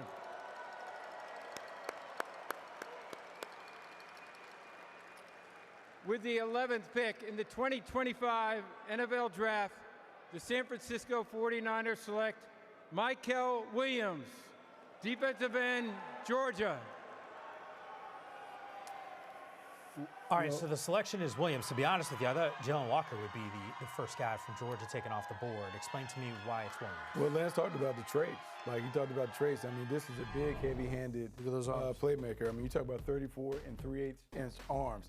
This is someone who's raw as a pass rusher, but for them, they don't care because they do a great job of developing their defensive line guys. And when I see him play with power, dynamic off the edge, heavy hands, relentless when it comes to his competitive nature, he does a really good job of just bullying people at the point of attack. And even though he hasn't completely put it together in terms of putting the full repertoire of moves to sequence them to be able to have a signature move, then a counter, you can just see that in time, he can develop into a dominant player off the edge. And playing opposite Joey Bosa, Nick Bosa, not Joey Bosa, he is going to have a chance to kind of feast off some of those garbage sacks on the backside. Yeah, I watched a lot of tape because Georgia, first of all, you rotate a lot at Georgia, so you don't really get in a rhythm a whole lot.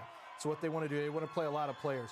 You watch him lined up as a 5 technique or just a shade out of the over the tackle's outside eye. He's not nearly as effective. Most guys aren't.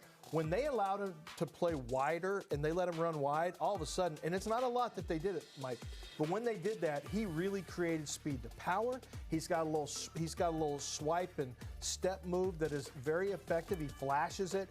So he's putting things together. The ingredients are there. The cake is not baked, but the ingredients are all out there on the counter, and he has all the traits that they like. He's got great football character, very high football character coming from Georgia. He's a worker, and 30% of his tackles went for losses in his Georgia career.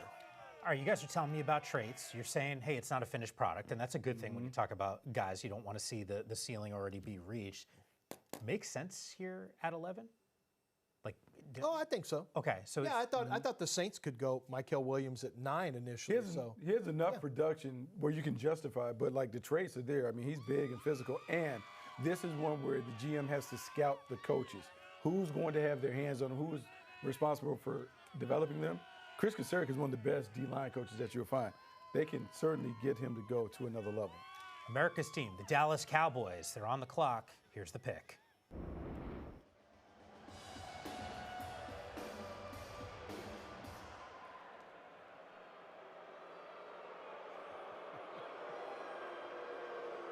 with the 12th pick in the 2025 NFL Draft, the Dallas Cowboys select Tyler Booker, guard, Alabama.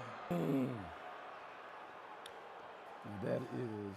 I wish your mics were open because I got a collective from both Bucky and Lancer line here as they saw Booker and hear his name called by Roger Goodell. So I think I plugged him into the Cowboys at one point. Look, they lost Zach Martin. Yeah. He retires, and you get a bully here. Tyler Booker is an absolute bully, and I don't think he's necessarily the most talented guard in this draft. I think that might be Donovan Jackson. But Tyler Booker is a phenomenal leader. He's the team leader for all of Alabama, not just the offensive line, not just the offense, but the entire team. When things needed to get right, the coaching staff would say, Booker would go to them and say, I'll make sure everything gets right and we get things handled here on the field. You can't say enough about having an offensive lineman who has that, not to mention the fact that he's big, he's got long arms, and he is a very, very physical player as well. So some of it is mentality when you draft a player. Some of it is you want mentality. I know the Texans have to be throwing up right now because Tyler Booker's gone off the board, and I'm sure they would have loved his mentality there. They certainly would love his mentality, but let's connect some dots. Okay, so Brian Schottenheimer is the son of Marty Schottenheimer. Marty Schottenheimer is famous for Marty Ball. Marty Ball is a physical brand of ball. We're going to run the ball at you between the tackles. Well, if you're the Dallas Cowboys, you lose Zach Martin. You have to have a dominant guard to be able to do that. Tyler Booker is a guy that is a gap scheme friendly player. He wants to come around and knock people on their cans. And when you're the Dallas Cowboys and the way that you have to close the gap on your competitors, look, those guys have more finesse, more explosiveness. You're going to have to make every game a street fight. And the only way to do that, you got to be able to play in the phone booth. Tyler Booker loves playing the game in the phone booth. Okay, so do we have answers here? I look at the last 3 first-round picks for him for the Dallas Cowboys. Tyler Guyton, Tyler Smith, Tyler Booker. Have we now officially answered offensive line for this organization? It's been a problem. We got a bunch of Tylers. Yeah, but that's what they do. I don't know what they're going to put on the back of, like, it's going to be tough in the O-line room when you're calling on who's going to answer questions and those things. You're going to have to give everyone nicknames. But when the Cowboys are great, it's because their offensive line dominates. I mean, it's the offensive line, then it's the running back. I would expect in the second round them to get a dominant running back to go behind that offensive line. They win when they are able to lead the league in rushing. Yeah. And they've gotten away a little bit from the offensive line stuff. Maybe they've wanted to, but it just hasn't been as dominant over the last few years. But Tyler Booker gives them a chance. He's a real downhill. You know, he's not going to be a lot of pull and get into space, and like we saw with Armand Membu. There's some other players who will do that. But when you have him, you're going to get downhill and you're going to get physical. He can neutralize powerful defensive tackles at the point of attack. And think about this. The division he's playing in has some really good defensive linemen in Philadelphia. You got to beat Philadelphia. They got some really talented defensive linemen, including Jalen Carter. And the Giants, too. And the Giants, too. So you need a strong player at the point of attack.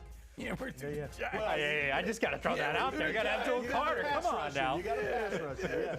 Yeah, we're through the Giants in there. Just needed to go in that direction. I'm going to throw this out there because the Miami Dolphins are on the clock. And if I'm not mistaken, Ian Rappaport, maybe it was Garofolo, one of those guys that said, hey, Miami was willing to move down. It started to feel like this is going to be a quiet day. We've obviously I would classify as a blockbuster when you move up to the second overall pick, and I get it. It was only a few selections between the Jags and the Browns, but Miami, like, we're not seeing a whole lot of trades here. Is it fair to assume like this is going to be maybe, obviously one more could happen, but there's not going to be a whole lot of movement for a lot of these franchises? I think so. I think it's player driven. A lot of times the trades are player driven, meaning the talent is such that you want to go up and get the blue chip player. We talked about 5 or 6 blue chip players in this draft class. Those guys were off the board early with the exception of Tyler Warren, who's still available. And so when you don't have those guys, yeah, you may move up, but typically you're moving up to get a blue chip player, someone that is a game changer. Right now on the board, really good players, I can't say that there is a game changer that's available to make someone want to move up and jump up. It also depends on, Miami's in a unique position because they need a safety and they need a defensive lineman. And this isn't really the spot to draft those positions. Not necessarily. It'd be very early for a safety and a little bit early for the next defensive tackle. Yeah, maybe that's a reason why Miami was very eager to try to move out of this selection. As of right now, they have it. Who the pick is going to be is still to come here on Draft Center, presented by FedEx.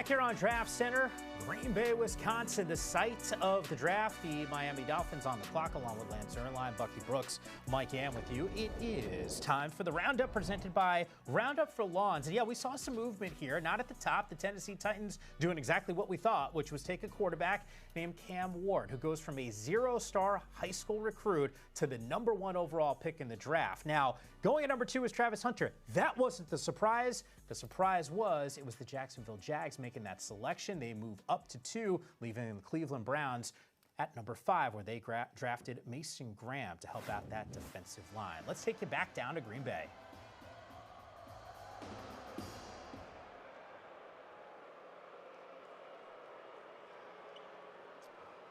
With the 13th pick in the 2025 NFL Draft, the Miami Dolphins select Kenneth Grant, defensive tackle, Michigan. All right, we were going back and forth with this selection. Lance, you told me, hey, safety might be the spot, but a little too early for that. They still go with the big boy up front, though, in terms of Kenneth Grant. They needed defensive line. In my mock, I had Walter Nolan, but in the one right before, I think I had Kenneth Grant. I mean, it was just a matter of, was Walter Nolan on the board for you? If yes, then you were going to pick him. If not, Kenneth Grant. You look at the roster, and it's simple. This is another one of these teams that is really desperate for defensive line. And I have to be honest, I think the tape is a little up and down for Kenneth Grant. But when he's right, he can be dominant. And people at Michigan, inside their building, told me if he plays at the highest level he's possible playing at, he will be the best defensive tackle to come out of this draft. And that includes, his teammate, obviously, Mason Graham, who we know is just a rock-steady player. Kenneth Grant is big. He is powerful. And one of the coaches at Michigan said, Lance, he just doesn't know how big and strong he is yet. It's like the Baby Huey cartoon back in the day, Bucky, where once he figures out that he's so much bigger and stronger than the guys across from him at times, he's going to become a problem. If you're the Miami Dolphins, you're hoping that he can become maybe a Dexter Lawrence type at the point of attack. That's a good Anthony call. Weaver, defensive coordinator, is there, former D lineman who understands what he potentially could have in Grant. And when you think about that division, remember, the division is about Buffalo, and Buffalo has been able to really terrorize them by being able to run up the middle with Josh Allen and James Cook. Now you have a guy that is stout and sturdy at the point of attack. Look at Big Man run. Big Man trying to get out there with those high knees, trying to take it back on the scoop and score. Let's stiff on. How about Big Grant? I mean, if I had known that, I'd moved him up a little bit. Yeah. Hey, and I got to tell you, I think that probably the Chargers aren't super excited that Kenneth Grant went this early, because two Michigan guys are off the board, or 3 Michigan guys are off the board. What am I going to do with my mock draft for Harbaugh? Now I got Will Johnson left. That's it in the first round for Michigan guys to the Chargers. Yeah, we still got a couple picks before that happens. Hey, real quick here, because you've been in some of these draft rooms as a scout too and understand this. Mike McDaniel's an offensive guy. Like, how much push and pull is there for a head coach when that's what he does and they go defense here? Well, then a lot of the conversation will be Mike McDaniel's going to ask defense coordinator, is this going to help you give me the ball back? Because if you can give me the ball, more opportunities, then, hey, I'm about it. And so that's the push and pull. But he understands and knows the weakness of the team. The head coach has to know the entire squad of this offense. The Indianapolis Colts on the clock. The pick is in. The 14th overall selection, we go to Commissioner Roger Goodell.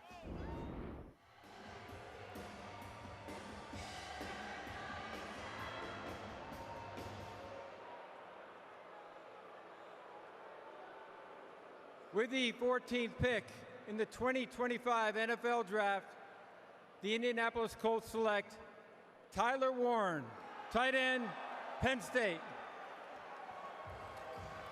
Lance, you told me this is a dude. Yes, sir.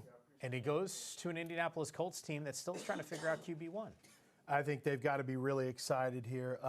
They had 2 of their needs. The big needs, I think, were right guard and tight end. And when Colston Loveland went off the board and the board started to fall the way that it fell, it looked like Tyler Warren was going to get to the Colts. I thought it was going to be interesting to see if they would go guard or Tyler Warren. But Tyler Warren, to me, is an extremely safe pick.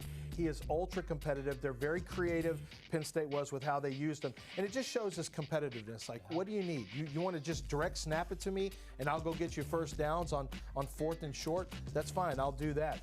He's got really good ball skills. It kind of gets lost a little bit. Some of the catches he can make. He makes difficult catches through contact. Very good in the combat catch situations. But what I really like about him, Buck, is right here. He's willing to do the nasty stuff if he needs to and the dirty work. And I think there's still a level that he can unlock.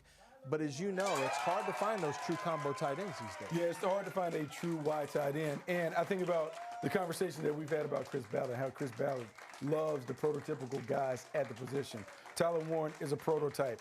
He's a high school quarterback who made the transition to tight end at Penn State. Now, he's going to have to give up that number 44.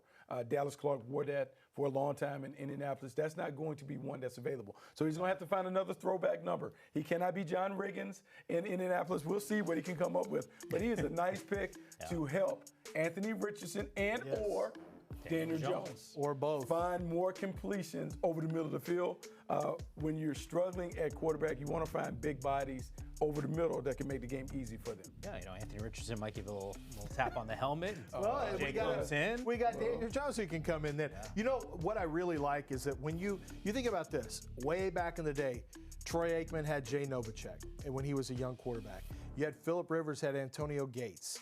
I can't remember who the quarterback was for Tony Gonzalez. Who was over there with Kansas City? Well, I mean, they had a few, like Alex Trent Green, Smith, I guess. Yeah. Trent Green, and then no, he was gone by then. But having a good young tight end with a good young quarterback, it's a safety blanket, and that's really important because they're bigger targets. They're typically working, shorter areas of the field, and I think that's something Anthony Richardson needs. They've actually got some good wide receivers over there. Yeah. They've just added to it now with a closer target for Richardson. You guys have been covering the NFL draft for years, and it is a year-to-year event because last year at this time we had 6 quarterbacks taken off the board in the first 12 picks. The Atlanta Falcons were a team that made a ton of noise by drafting Michael Penix. We've only seen one off the board in Cam Ward.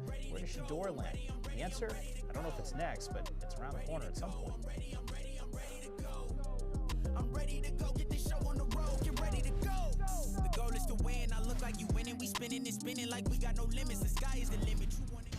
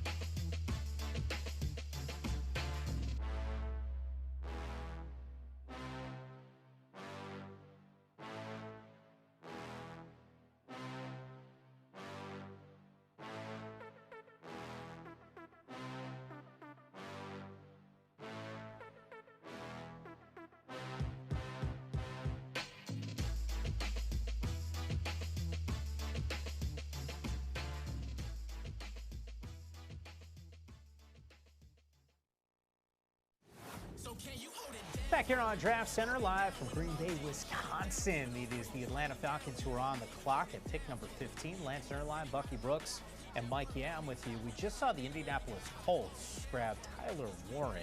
Just for context here, Colston Loveland, number 10 to the Chicago Bears, earliest, and he drafts 2 tight ends, have been selected in the common draft era. So once again, this is a well thought of group here, and why not a dude who can kind of sling it with the bat too, guys? Man, how about that? Like just being able to play a little baseball. You talk about all in his background. I had the quarterback stuff in high school, but now Little League World Series hero. How about that? Take that. Going yard, straightaway center, showing a little pop. I mean, he looks a little taller and bigger. I was just going to say, you know, that Little League era, that age range of like 10, 11, 12. Yeah, we might have had to meet at, you know, home plate. Hey, can we see his little birth certificate? I know. You know, unfortunately for me, no one ever asked for my birth certificate, and I'm still waiting for the growth spurt to come and help me out here. More importantly, at 15 for the Atlanta Falcons, that's what they want to talk about, at least the people watching right now. What's the best direction this team could go in? They got to get rushed, Bucky. I mean, that's, you know. Again. They got Leonard Floyd on a 1-year deal. They got Morgan Fox at a defensive You don't like Morgan Fox? Defensive line. I mean, he's all right, but he's a defensive lineman, I guess. But they need some rush here. They need some rush. Now, Jalen Walker could provide some rush.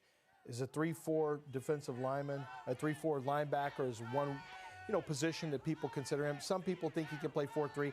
He's really more natural as a 3-4 outside backer. A Georgia player in Atlanta, high football character, good rusher, very fast. That seems like it would be tailor-made here. Is Jalen Walker? If you take a look at what's on the board right now. Now, remember, Jeff Ulbrich takes over as defensive coordinator, so there may be some tweaks to their scheme. He had a lot of success in New York. Talk about the Jets pass rush and what they were able to do. You're right. We, at some point in Atlanta, we have to get a pass rush or two. Like every single year. I was down there for training camp, and we were having this conversation. We thought there might be some improvement there. Judon, right? Like that didn't necessarily still 31st in sacks. I think we showed that graphic a little bit earlier. Got to figure out ways to get to the quarterback, and the reality is, this is a gettable division, right? Like, I think all these teams are sitting there going, and I know they're looking up at Tampa Bay, but probably saying to themselves, we're just maybe 1 or 2 players away. From an Atlanta perspective, they thought that was the case with Kirk Cousins. It didn't necessarily play out that way. It's Michael Penix now, and it is his show, and there's still maybe a move that happens with Kirk Cousins. So once again, Atlanta Falcons, maybe it's on the defensive side. Let's take you to Green Bay right now and officially find out who it is. Oh, my apologies. We're still a couple seconds away. I thought we were going to go with that selection here. All right, so you say Walker. Hey, real quick, because I know you made reference to this. Georgia player in the state. Like, how much of a factor is that when? None. He has to be a really good player. Like, they don't do that. Like, if they had done that, imagine how many good players they could have taken. Yeah. When they could have taken Justin Fields and all the other guys. Carter, I mean, they've had plenty of opportunities to take homegrown talent. But they know him. They've seen him a lot. Yeah. Okay, officially official. Let's take it to Green Bay.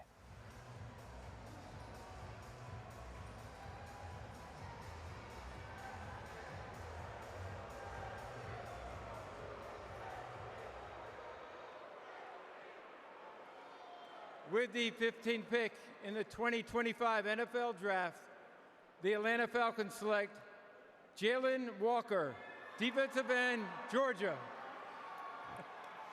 All right, you forecasted it, looked into the crystal ball. Lance Erline, you said Jalen Walker is going to be the selection. Bucky, you said it to me. Hey, it doesn't matter that he played at Georgia. Can he play? Reality is, it's kind of a win-win across the board, and it makes sense. Yeah, I mean, it just made the most sense. He can rush off the edge. Like I said, at Georgia, they are just effusive about the character he brings to the game and the leadership. But what he is he's a very explosive, versatile piece. In today's NFL, explosiveness is key, and versatility is right behind it. If you can play, you used to be a tweener. Some people would call him a tweener. Other teams will say he's versatile. We can go odd front, even front with him. We can stack him, or we can bring him off the edge. And I think that, you know, he's still got to get better playing linebacker. He still has to, as a true off-ball linebacker. But that may not be in the cards for him with the Atlanta Falcons. They may just say, we want you to go rush. Mostly we want you to get the quarterback. He gave Kelvin Banks a lot of problems when they went up against Texas, because you just don't have guys that explosive and quick very often off the edge. He's only, 240 some odd pounds right there. So he's longer arms than you expected, about 33 inches. I thought this just made perfect sense for the Falcons, and they've got to be happy he lasted this long. They have to be happy. I think the stat that is running right there, PFF talks about 50-50 when it comes to his alignment at inside linebacker and edge. Hard to do at the NFL level as a defense coordinator to try and script in those snaps as an off-ball linebacker and edge player. It'll be interesting to see how Raheem Morrison and Jeff Ulbrich kind of put together the game plan to allow him to be the player. I like the slam dunk. Dunk chant. I like that. I like the explosiveness. There's no denying that part. Yeah, I mean, great athlete. You're seeing it showcased right here. When you can start hurdling human beings and dunk on them, not to mention combine that with the ability to get after the quarterback, that's definitely a win. Terry Fontenot, who you could see there, the team's general manager, once again, I think shocking the NFL world a season ago with their first selection of Michael Penix. This one more in line with what we thought. How close are they, at least in your guys' mind, based off of the roster, based off of the changes at the DC spot, to really go and take this division? Has to be on Michael Penix. As Michael Penix becomes the starter, now we'll have an opportunity to see how good he is and how good this offense can be. For years, they've kind of put together pieces on offense where we're like, okay, you got Drake London, you got to have Kyle Pitts, they have other playmakers, Bijan Robinson, and this offense is ready to go. Well, now it comes down to the point guard, Michael Penix. If Michael Penix plays and performs like an elite level player within this offense to go to the next level, and they'll be good enough, even without an elite defense, to get it done. To me, their hopes hinge on the development of Michael Penix in year 2 as a starter. All right. Yeah, and also I think that it's worth noting that this is a team that needs to get more out of Kyle Pitts at some point. He's got so much talent. It hasn't materialized, and if it doesn't materialize, it makes it harder for Michael Penix. But it's nice to have Bijan Robinson sitting there as well. But this is it's a winnable division. But Bucky just said it. I mean, it's all on the quarterback. And look at their foresight, because now they could have a tradable piece in Kirk Cousins, maybe even on draft day. You never know. And I said, what are you doing with Michael Penix here? Well, it looks like they knew what they were doing by having Michael Penix that early in the draft last year. And now they're trying to get the rush. So, they keep swinging at certain positions, but you have to get the rush right. Hey, real quick here, because you made reference to Penix a year ago and you being a little on the fence about that selection. How did Penix, in terms of your grades, compare to the top guys that we're talking about? It's interesting. I was actually lower. I actually have a lower grade I have Shedeur slightly ahead of Michael Penix coming out. Well, I was really worried about all the injuries for Michael Penix. We forget Michael Penix had a tremendous amount of, he was a six-year player. Six-year player. I think a six-year player. Three season-ending injuries. Very similar to Tyler Shutt, so that conversation was different with Michael Penix. I had him a little higher because when I saw him at his best, one, he had big hands, and when you watched him in the playoffs against Texas, he lit Texas up. He was phenomenal. And that kind of lets you know what he potentially could be at the next level. Yeah. But that's a good question because it was such a deep quarterback draft last year. But Michael Penix, to me, Shedeur's just on the outer portions of this year's draft. But Michael Penix was right there. But obviously the Falcons, liked him a little bit more than me. I had Bo Nix was the only quarterback only other quarterback I had ahead of him. All right, we had the conversation about teams that maybe go and move up. We've only seen one trade. Arizona right now on the clock. Just for context, since we were talking about quarterbacks, Buck, Arizona here, Cincinnati, Seattle, Tampa Bay, Denver. None of those teams thinking quarterback. It's the Pittsburgh Steelers. So when we start talking about Shedeur Sanders, maybe a Jackson Dart. That's the only spot. I mean, the only spot we're talking about right now is Pittsburgh. That's the only one we know that for sure needs a quarterback. Meanwhile, the Arizona Cardinals, we know they got Kyler. Who's making their way to Arizona to help him out?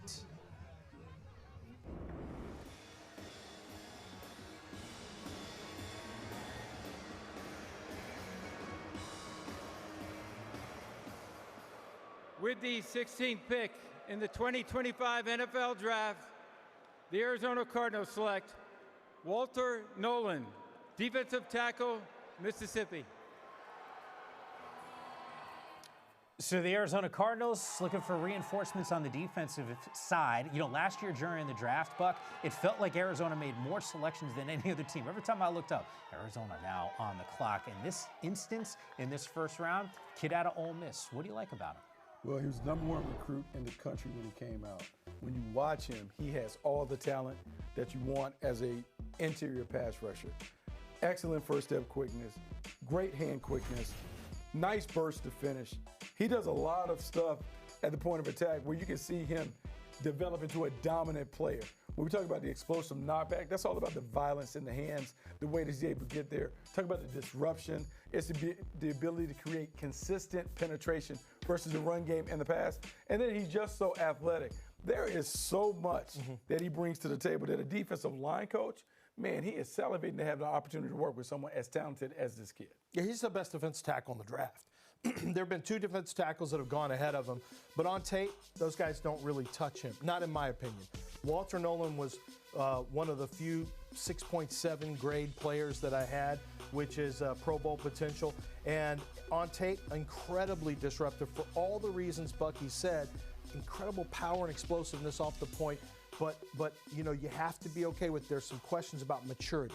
That's the only reason he wasn't one of the top 6 picks in this year's draft. Yeah, meanwhile, the Cincinnati Bengals, who are on the clock, might be cringing because we know they needed some help on the defensive side. Nolan might have been a guy that they were considering with that pick. Which direction are they going to go? The answer to that is coming up next as you see some of the sights and sounds, or at least the sights of what's happening in Green Bay.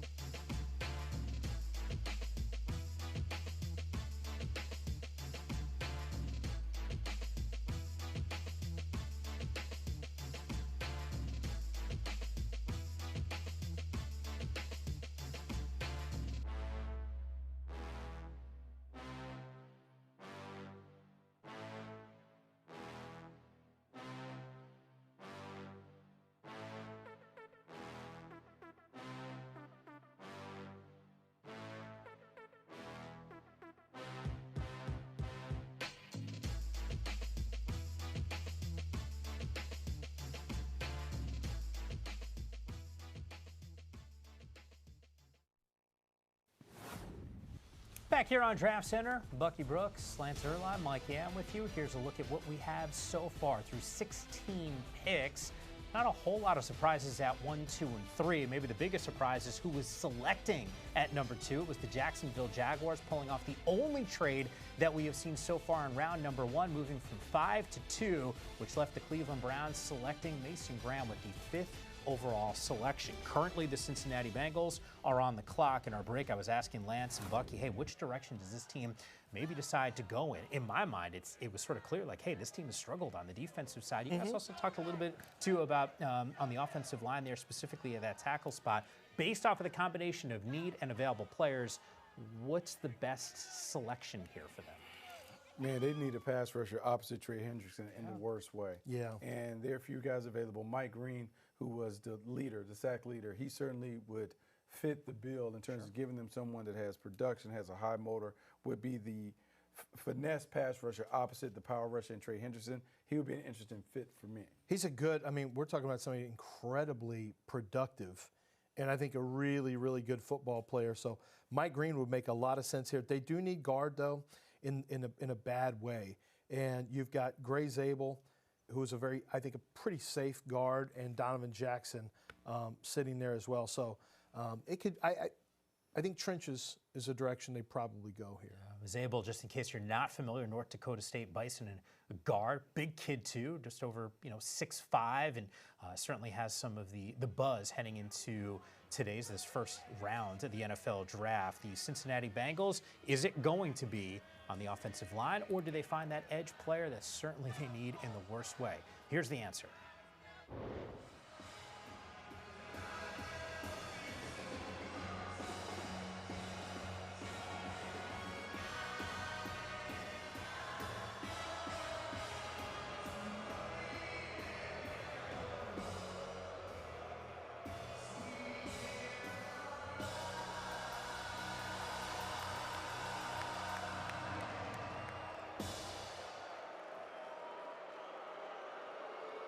With the 17th pick in the 2025 NFL Draft, the Cincinnati Bengals select Shamar Stewart, defensive end, Texas A&M. All right, there. Sorry, go for it. Well, I was going to say, there's the edge. I mean, there's a defensive lineman. There's the traits. Maybe they see Carlos Dunlap, although this is a really freaky guy, Bucky. I'm curious, before we break him down, there's very few players that you're going to see come out of the draft that have the athletic ability and the explosiveness that Shamar Stewart showed us at the Combine. Rare explosiveness in his hips, first step quickness. He's got the ability to be disruptive, cross-face tackles. There's all this stuff that you love. He's big. He can play 285 pounds if he wants. We listed him 267. That's what it was at the Combine. He played closer to 290, and it wasn't a problem. The problem we have with him, Bucky, and that everyone asks, where was the production with all those traits? I mean, that's a big thing. I mean, like, he is a guy, when we go fishing, we get a lot of fish, but we can never bring the fish in the boat. So we have a successful venture because, hey, man, you hooked a lot of them, but you just didn't get them, and I opened up the ice chest, and there are no fish. There's no red snapper in the thing, and so I don't know what to do with him. He might be able to turn all of that potential into production, but, man, he's going to have to study the guy that is on the opposite side of the field, Trey Hendrickson, a lot to be able to add some of that to his game. It's nice, though, isn't it? Because Trey is a technician, and he's a tactician, and so isn't it nice to be – now, I will say, in Houston, Mario Williams famously, never really went to J.J. Watt to ask him for advice and help on, to do this or do that. So it's up to the rookie to go, the veteran. Well, sometimes it's up to the veteran to really go and try to get the rookie to buy in. You made an interesting comparison, though, when you talked about Shamar Stewart, though, when you compared him to a Green Bay edge rusher. Who did I compare it to? Oh, Gary. Rashawn Gary. Yeah. Rashawn Gary has been one of the guys who has been able to do that, to take a non-productive collegiate career and translate it to Pro Bowl kind of accolades and success. So what was that? What is in the secret sauce? Because he's not the only guy that we've talked about. No, I mean, it's a combination. It's a combination of factors. Like, it's going to the right place. It's having the right D-line coach, playing in the right scheme, and those things. Sometimes in college, guys don't play in a scheme that necessarily highlights them. Shamar Stewart is intriguing because all of the athletic traits are there. All of the tools that you look for, the position are there. He has pressures. He doesn't have the final production that you want, which makes him a little scary. But, man, the tools are certainly there. Well, formerly Jason Owe, now Adafe Owe. Yeah. He came out of Penn State, had 0 sacks his last year. Phenomenal tester, ran into 4.4s, absolutely killed it. The Ravens took him, and it took a little while for him, but he hit the double-digit sack mark this year. So sometimes it just takes a little while. I'm friends with one of their analytics guys, their sports science guys, and he told me one of the issues that Shamar has is that his change of direction, he gets going so fast he doesn't gear down for body control, and so he'll run by a bunch of sacks. And I asked him, I said, Craddock, is that something that can be fixed? He said, yeah, it can be fixed. He said, you see it, but it's hard sometimes because instinctively there are some guys who just all gas, no brakes. Sure. And that's one of the things that he's going to have to understand is learning to dial it back a little bit because he's got so much in the tank. He's got so much explosiveness that he can go at 85% and probably get more done than at 100% because he controls it better. Yeah, I'm looking it up, and I feel like in finally pulling up these numbers for Chop Robinson because I felt like it was a little bit of that same conversation. Sure. Guy who tested really well. Production in terms of the stats not necessarily there, and obviously he's had a pretty good young career and a good start with the Miami Dolphins. Meanwhile, the Seattle Seahawks are on the clock right now. This is a team who, once again, has already made some moves. We know that it is Sam Darnold, not going to be Geno Smith, who is leading the charge. You think about some of the needs. Offensive line, wide receiver, got a brand new wide receiver room in Seattle. Corner, safety, certainly some of those positions that this team could go in. Is there a name that you sort of like? They're so wide open, man. They have so many different guys that you can go, and I'm sitting here and I'm just trying to think. You had Zabel actually on your Great Zabel is certain there. Is that a little? It seems like a little soon for Zabel, but Zabel's ability to play center could help them. All right, who's the selection? Back to Green Bay we go.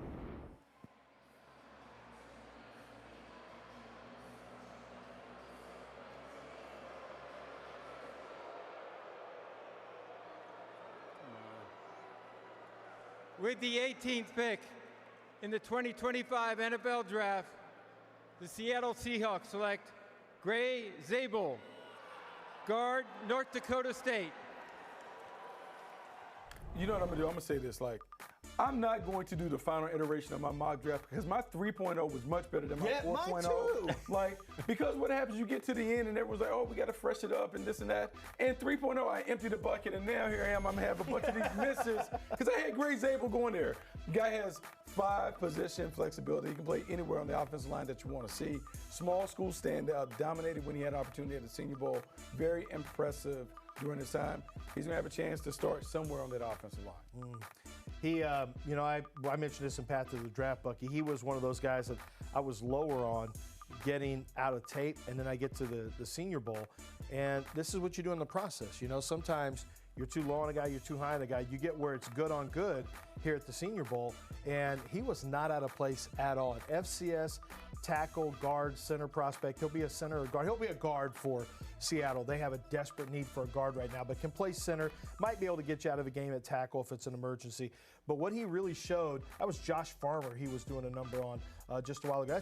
That's a guy who's going to from Toledo who is Alexander, who's going to go in the second round, a defensive tackle. Yeah. And Gray Zabel had great reps against all these guys. I don't remember a bad rep at the Senior Bowl in one-on-ones. That's how good he was. I actually had an opportunity just getting ready. Buck, you and I were together for the East West Shrine Bowl, and Tim Polasek, I had an opportunity to talk to him about his quarterback, but Zabel's name just kind of popped up. You talk about an offensive line guy who really takes a lot of pride in coaching those dudes up. So certainly not a huge shocker that we are talking about Zabel as a first-round selection with the Seattle Seahawks. Meanwhile, the Tampa Bay Buccaneers, they are on the clock right now. Then we have Denver and then Pittsburgh. And at 21, is that where we see Shedeur Sanders or maybe even a Jackson Dart? Hear his name called. Those selections are still to come here on Draft Center.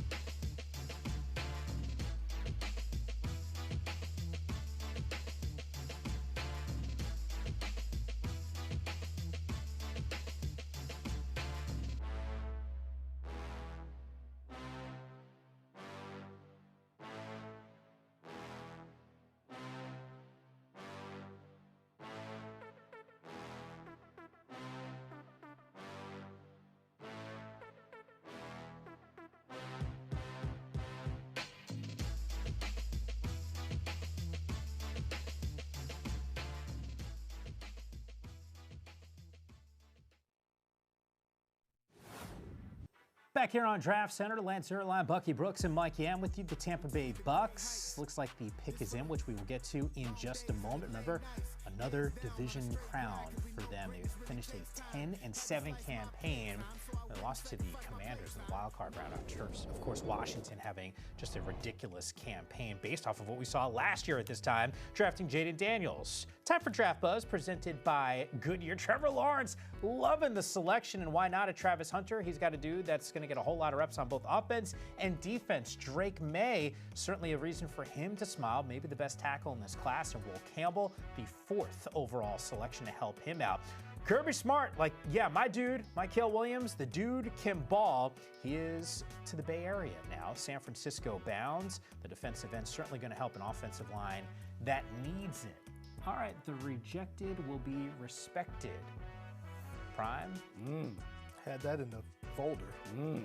Yeah, that in the drafts ready to send. Yeah, we ready. Was that Prime or was this the Sun, right? Yeah. It does feel like we're waiting. And the antithesis of what we saw a year ago in the draft, right? 6 quarterbacks taken in the first 12. We're sitting here now at pick number 19.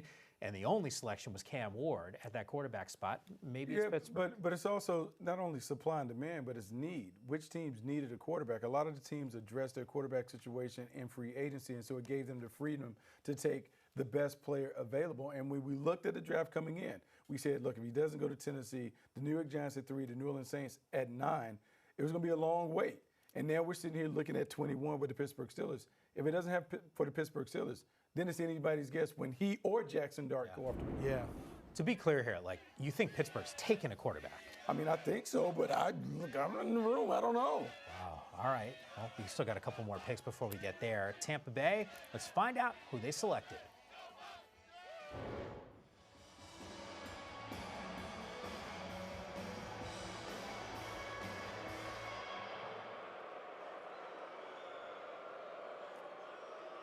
With the 19th pick in the 2025 NFL Draft, the Tampa Bay Buccaneers select Emeka Egbuka, wide receiver, Ohio State.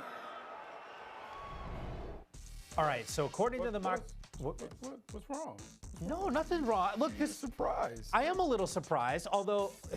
Maybe not necessarily about the destination, although when I go to NFL.com and I see all these needs and they all happen to be on the defensive side for the Tampa Bay Buccaneers, they decide to go with a wide receiver who, by the way, depending on the time of the year, this is one of the guys that we were talking about as definitely a first-round guy, maybe not a day one guy, but it turns out it is official, 19th overall. He's really been rising in the process. I think once coaches got into the process, and Bucky will tell you, coaches sometimes can see it different than front office, or they prioritize different things. Egbuka is a team-first player.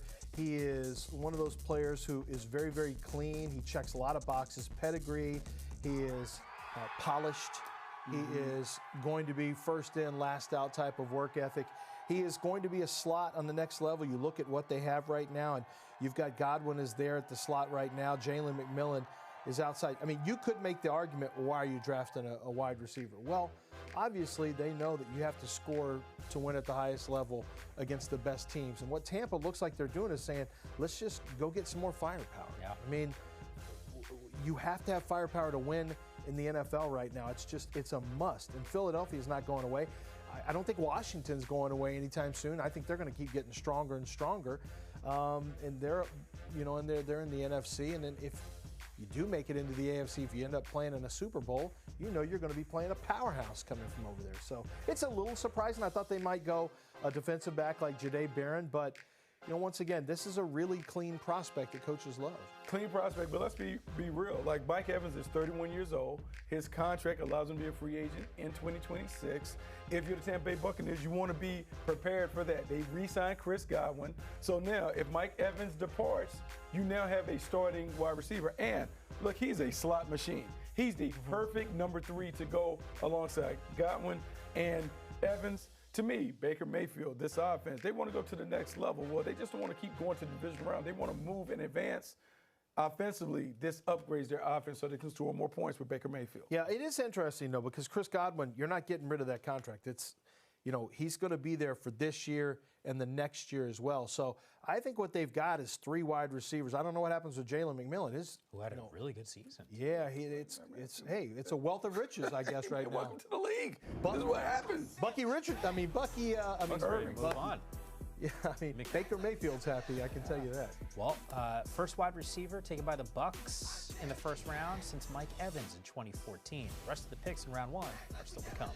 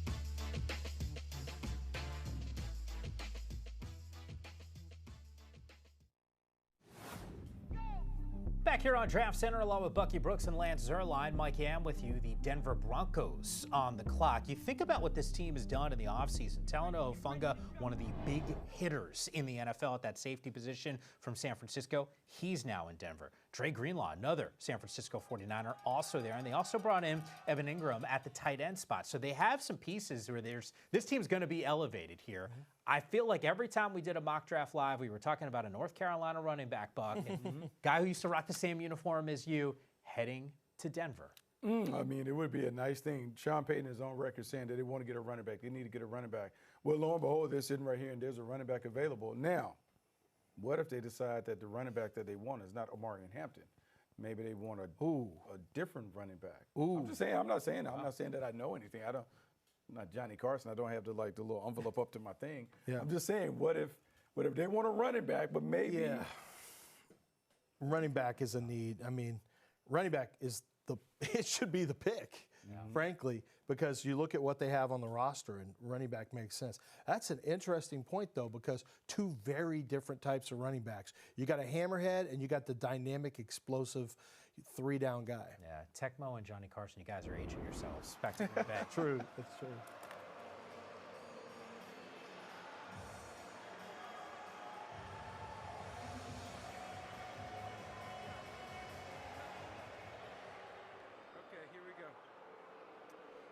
April is World Wish Month, and the NFL is proud to support the life-changing wishes that Make-A-Wish grants. Yes.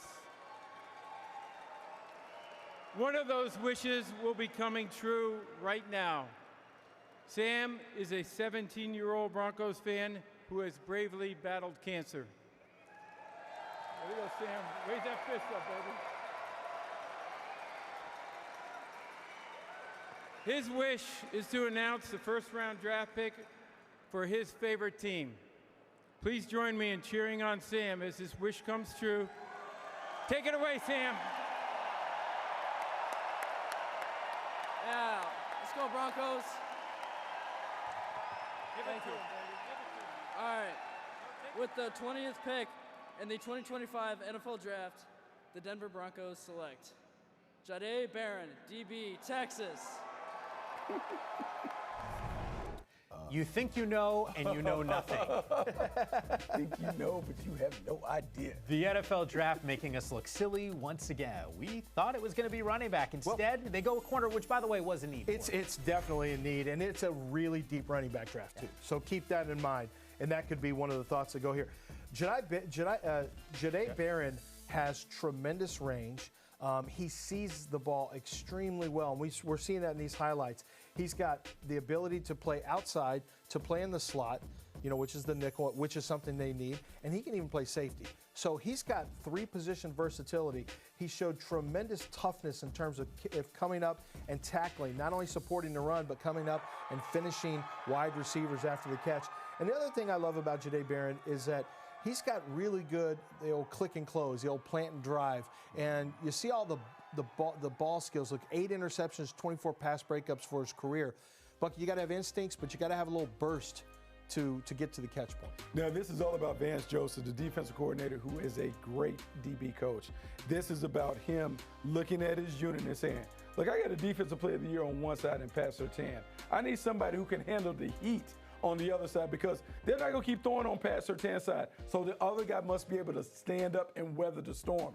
Jahdae Barron has the right temperament, the right technique, the right attitude to be able to do that, and the versatility. Being able to play in the slot, maybe as some safety. He addresses a lot of needs in the back end because he is so versatile. And, like I think we interviewed him on Path to the Draft, high IQ player. Man, you like him, smart, tough, and tenacious.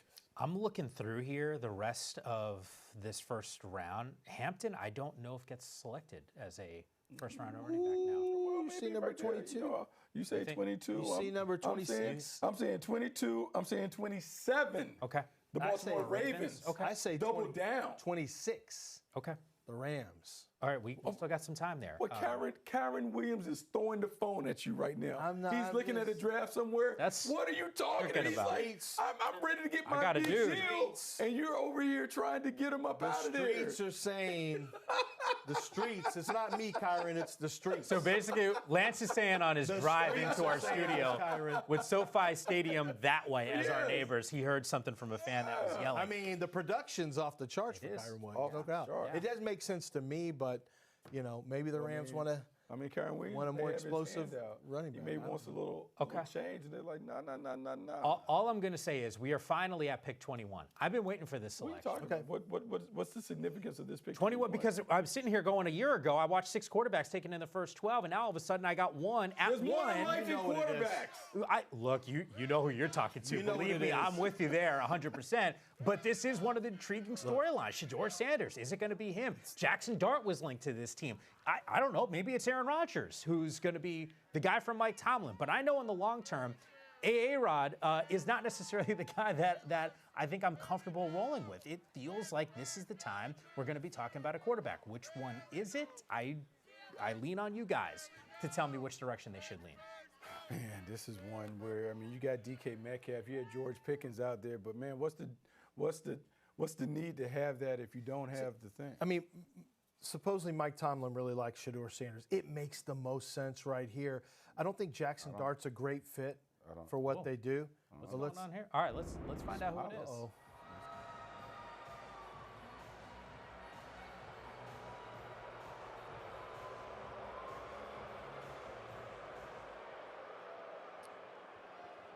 With the 21st pick in the 2025 NFL Draft, the Pittsburgh Steelers select Derek Harmon, defensive tackle, Oregon. Okay, so as I've been telling you guys for hours leading into the draft, the Pittsburgh Steelers are not going to take a quarterback at Twitter owes me an apology. Did you have this? No, but I had Shador in the 20s this whole time. So you did have him 29 on Mach 1.0, if I'm not mistaken. And I said, come on. No. I had Mach 1.0s with the Raiders. Before we talk about Shador, let's get Derek Harmon his due now. His fans are tuned in and everyone is watching. No, you're right. Derek Harmon, Thank you. transfer from Michigan State, came over. Look, disruptive player at the point of attack. And we talk about the brand of the Pittsburgh Steelers, rough and rugged. Well, if it ain't rough and rugged, it ain't him. This dude gets after it at Oregon. He comes down. He loves it. I love what he could do, playing alongside Cam Hayward and maybe eventually replacing Cam Hayward as that 5 technique for the future. Bucky, for the Pittsburgh Steelers. When I pull up what was said about him, you'll love it, because what was said about Derek Harmon was I talked to an NFL personnel guy who told me this guy is either a Steeler or a Raven.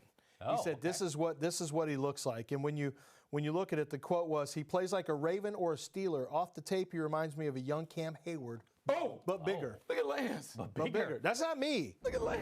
It was an NFC executive said that. And you know what?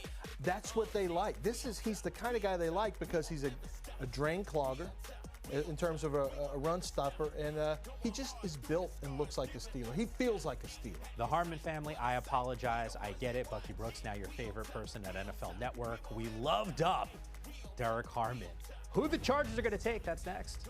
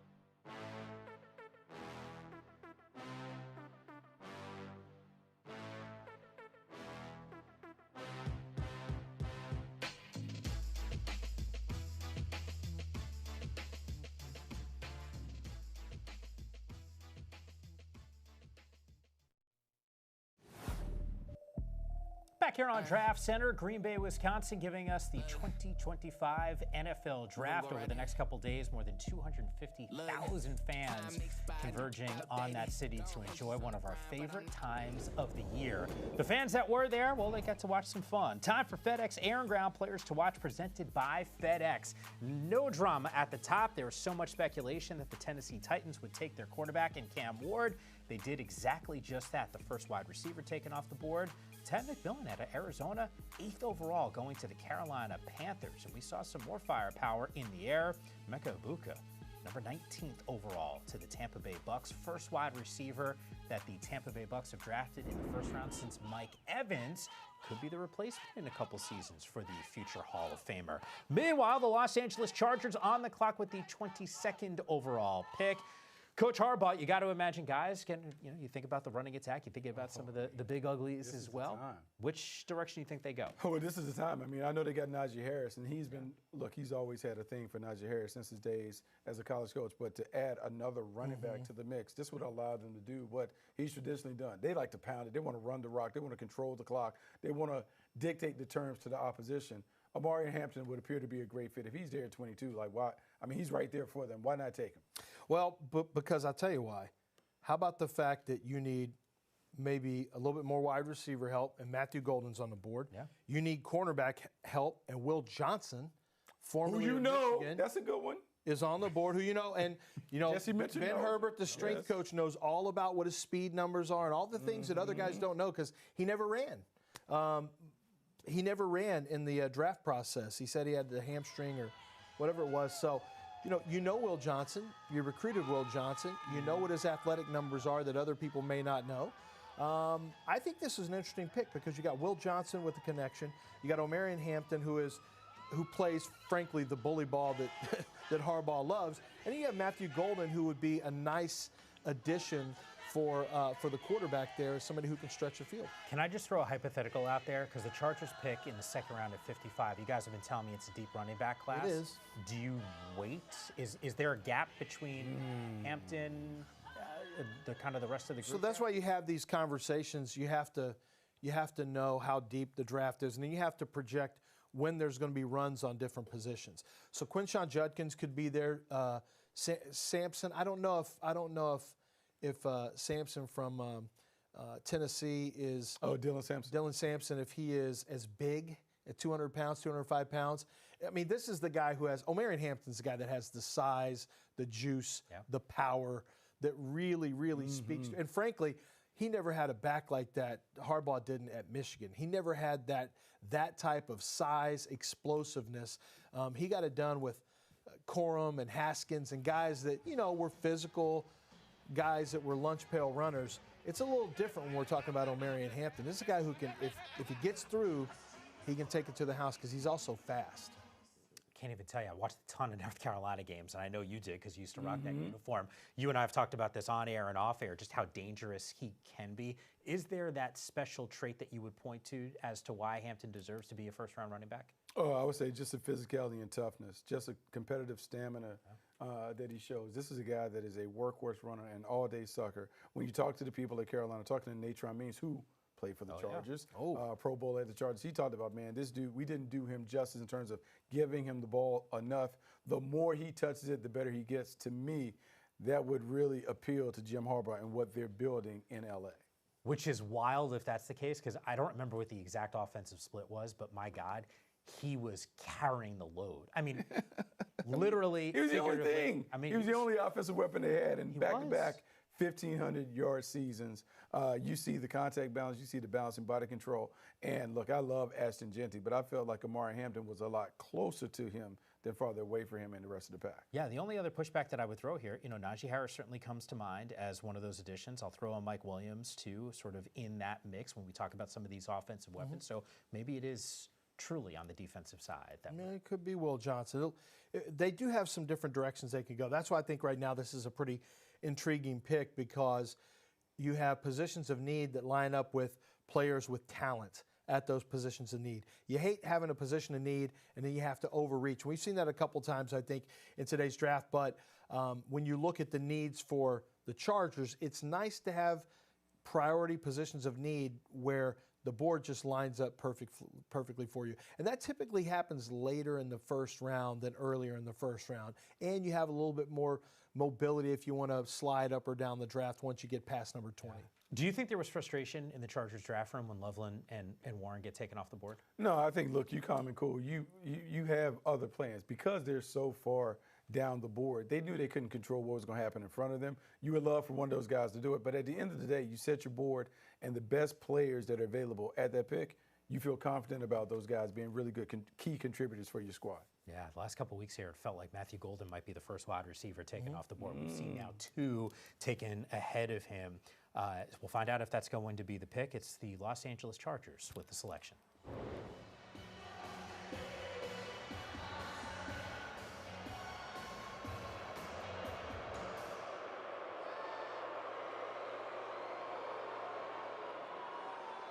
With the 22nd pick in the 2025 NFL Draft, the Los Angeles Chargers select Omarion Hampton, running back, North Carolina. Oh, exactly how I called it. I mean, exactly how you called it. I mean, look, he goes from the Carolina Blue to the Powder Blues, and they have to be excited for the Chargers. If you're the Chargers, you have to be excited because now you really get a workhorse runner. But not only that, you have an opportunity to put him and Najee Harris in the backfield and do it. We can talk about the explosive size, the physicality. He has shown that he can run through contact. He has the balance, the body control, the burst, the finish runs with violence. And then you have documented proof that this guy can get it done. As the league is kind of cycling back to being a running league where you run the football and you have multiple backs that can tote the load, this combination of Hampton and Najee Harris certainly helps him. I like the jersey. Love it. He's a human car crash when you watch him run. Like, all gas, no brakes was that phrase was made specifically for Omarion Hampton. When he runs, there are times where he's not even really elusive. He'll give you some early elusiveness, and then he hits the gas, and if you're there, there's going to be a collision. And if you're not there, it's probably best for you that you weren't there. That's how he runs. I mean, he runs like a very, I do worry from a durability standpoint because he took some of the, I don't know that I've ever seen a running back take that many shots. He was flipped over a couple of times. There are times he jumps in the air, tries to jump over people and gets hammered, and it doesn't matter. He doesn't miss games. He has like 5% body fat. He's built like just a machine, and he runs with a tremendous amount of violence and anger, and I love watching it. I do wonder, though, Bucky, maybe on the next level, you got to learn when to maybe elude a hit and not take on quite so much contact. Yeah, he has to do that. He has to learn how to get out of it. But, I mean, look, even in 8th grade, he was able to do it. Physical runner. Look, man, you start showing those traits early. You start showing the traits. Look, if you put it in the paint when you're 8, 9 years old, you're going to do it in high school. You do it in high school, you do it in college. Like, this is a dude who has always been. A lot of arm tackling out there, Buck. I mean, why would you want to hit a big dude like that? Big physical old guy. I'm not trying to hit him. We're ankle biting at those ages. Hey, the Green Bay Packers, by the way, are on the clock right now. I just want to throw this out there. A couple minutes ago, before the Chargers made their selection, Ian Rappaport, our NFL media insider, saying on air that the Chargers were taking some calls from teams that were trying to move into that selection. I don't know what that means. I'm going to put you guys on the spot and speculate. Do you think there was a team that was trying to find one of these quarterbacks? No? Okay. Do you think it was for I think maybe Hampton? Texans looking for a guard, trying to make sure they keep their guard. I think the Texans are in good shape for potentially Donovan Jackson. Would be interesting if the Rams went up there because, like I said, I've heard Omarion Hampton was a potential consideration for them. So I don't know. Might have been the Rams looking.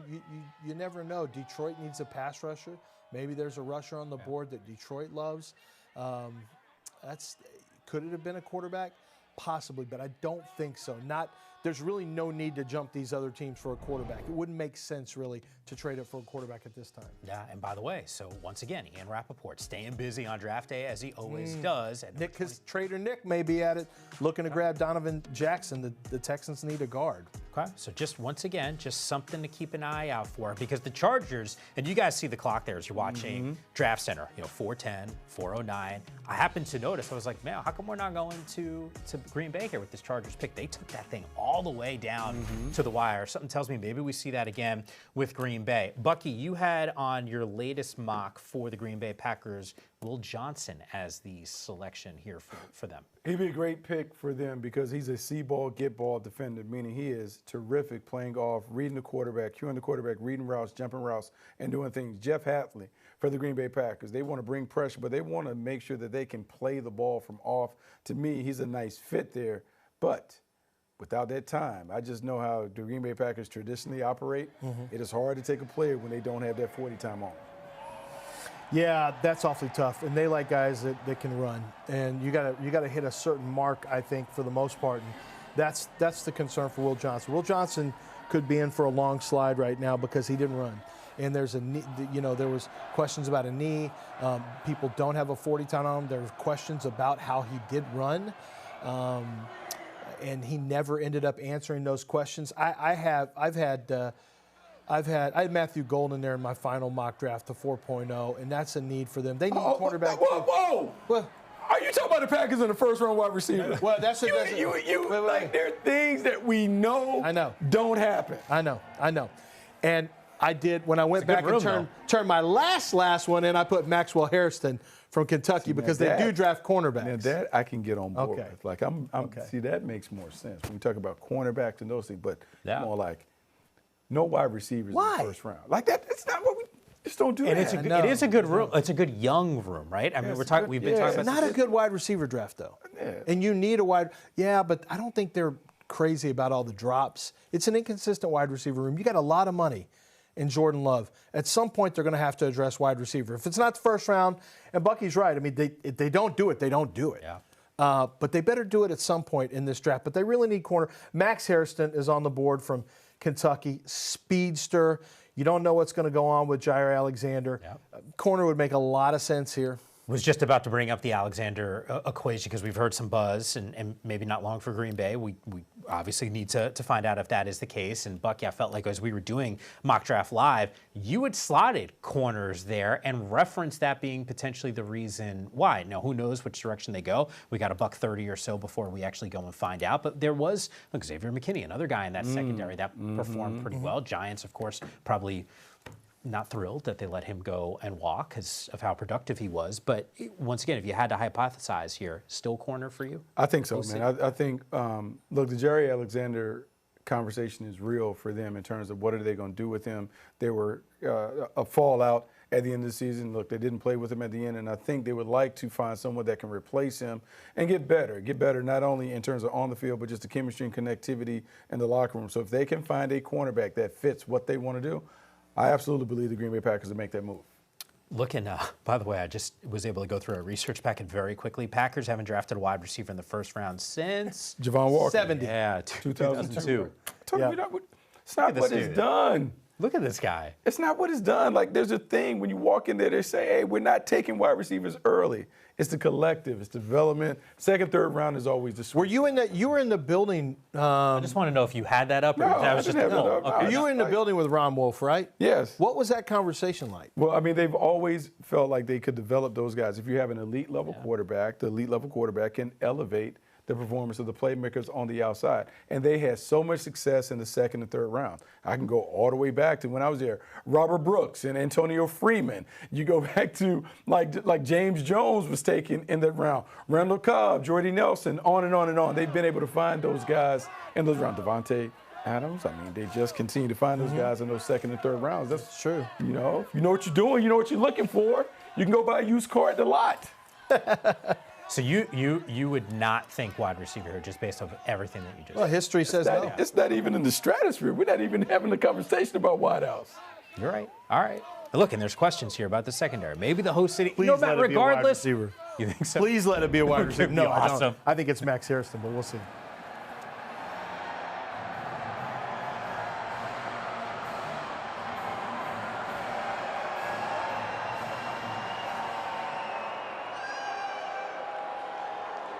Okay, Green Bay, it's your time. To make this historic pick, please give it up for first-team All-Pro, Pro Bowler, two-time Super Bowl champion, and Packers President and CEO, Mark Murphy. Oh, thank you. Thank you, Roger. How about this atmosphere? Isn't it unbelievable? Roger, thank you and the NFL for bringing the draft here to Green Bay for the best draft in the history of the NFL, right here. On behalf of the Packers, Packer fans here in Green Bay, Wisconsin, and everywhere, because our fans are everywhere, it is my pleasure to welcome you all to the NFL Draft at Lambeau Field. It is our honor and privilege to host this wonderful event in our community, particularly since we are the only community-owned team in the NFL.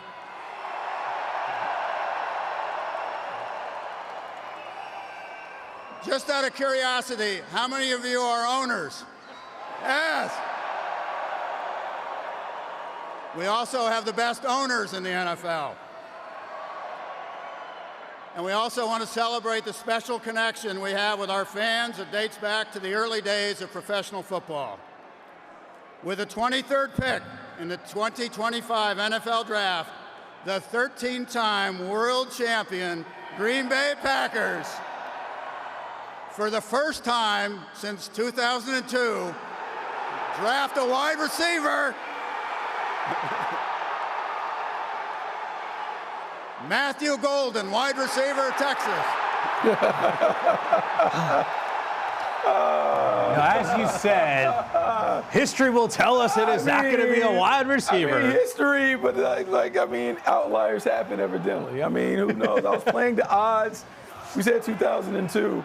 This, to me, though, is really about them looking at their room and saying, what don't we have in the room? It's not good enough. We're not scoring enough points. We're not putting big points on the field and on the board. And so Matthew Golden gives them a speed receiver, but someone who's a route runner. And after all these years and trying to find like a true number one, you heard Josh Jacobs, the top running back, tell them, hey, man, we need a number one receiver right here. I got all these loaded boxes because no one respects what we have on the outside. He didn't say that, but he said it without saying it. And so Matthew Golden is like I wouldn't call him a number one. He's kind of a hybrid 1-2. Yes. And so he's a guy that, depending on what is there, maybe he can fill the role as a number one some games, but he's more comfortable as that vertical stretch guy that is really best cast to be a number 2 receiver. I think when you give as much money to your quarterback as you're giving him these days, you give that much money to these quarterbacks, you have to protect your investment, not just on the offensive line, but with talent around them. Sure. Now, if they elevate, the old school used to be you elevate, right? With Aaron Rodgers, with Brett Favre, they could elevate the Robert Brooks. They could elevate all those wide. They had great, Bucky named them all. Jordy Nelson, all the great wide receivers that came through there. But now when you think about it, Lamar Jackson, you had to get some guys around. Zay Flowers. Zay Flowers is a great example of that. We're sitting there looking at Buffalo. Buffalo may look at a wide receiver at some point early on. You got to get stuff around your expensive quarterbacks. Yeah. You just have to, because you got too much money invested in it. And I think Matthew Golden, I watched him at University of Houston. He was a good wide receiver. A 4-star receiver who came to Dana Holgerson's Houston Cougars. He was a good wide receiver at Houston. The guy I saw at Texas was much better. He's ascending talent. He's got very good ball skills. He's a very good ball tracker. You'll see him in all these highlights that we have. He tracks the ball exceptionally well. But he made big play after big play for the Longhorns in big game after big game. And it got to where Quinn Ewers, his quarterback, just said, I'm going to throw it to Matthew Golden because I know he's going to make a play. And I think that, here's some of that ball tracking I talked about. There is certain guys who are on the come up. And I think that's what Matthew Golden is. He's on the come up. I do think he's more of a wide receiver 2, as Bucky mentioned. I don't think there's a true wide receiver 1 in this draft. But I think Golden is one of those guys that is going to hit the ground running in Green Bay. He's going to hit the ground running. Here's what we say, like in Green Bay, forever, they have always kind of been more about the collective, more so than having an individual guy. Even when Devontae Adams was there, he had to kind of earn the rite of passage to be the number 1 receiver. With Matthew Golden and some of the guys that they have there, he'll come in as the number 1, but they won't hand him the wide receiver 1 role. He's going to have to earn it. And through his playmaking, I think he certainly will succeed in that role. Yeah, I think both you guys touched on something. I had a conversation with David Carr at the end of the regular season. We were talking about Green Bay, and I said, hey, what's that thing that you think that could help a Jordan Love? And I think it speaks to what both you guys touched on. Downfield, playmaker, explosive guy. He said, I don't know if they have that right now. And to get a speedster like Matthew Golden, it feels like this is a good fit. Is there a comp for him, by the way, before we start talking Minnesota?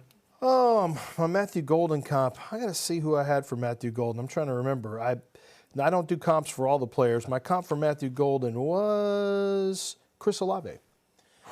Smooth. Yeah, that's the first thing. Speed, smooth, ball skills. Chris Olave was the guy I saw on tape. It's really hard to find a speedster that also has stop-start quickness and true route running ability. And the thing that separated him from most guys in their class is he had that. It is uncommon that you have the burster that can really run the entire route tree. All right, more on Minnesota here in just a moment, but let's take you back to Green Bay. Matthew Golden, kind of cool here, host city, Green Bay Packers. They got a new wide receiver. Green Bay, it's time, baby. Hey, I'm finna bring that energy, man. I'm glad to be here. It's a blessing. Green Bay on 3. Hey, let me get a Green Bay on 3. 1, 2, 3. Yeah. Okay, so now here's what we're going to do. We're going to educate you, Lynn. You got to know, you got to do your research.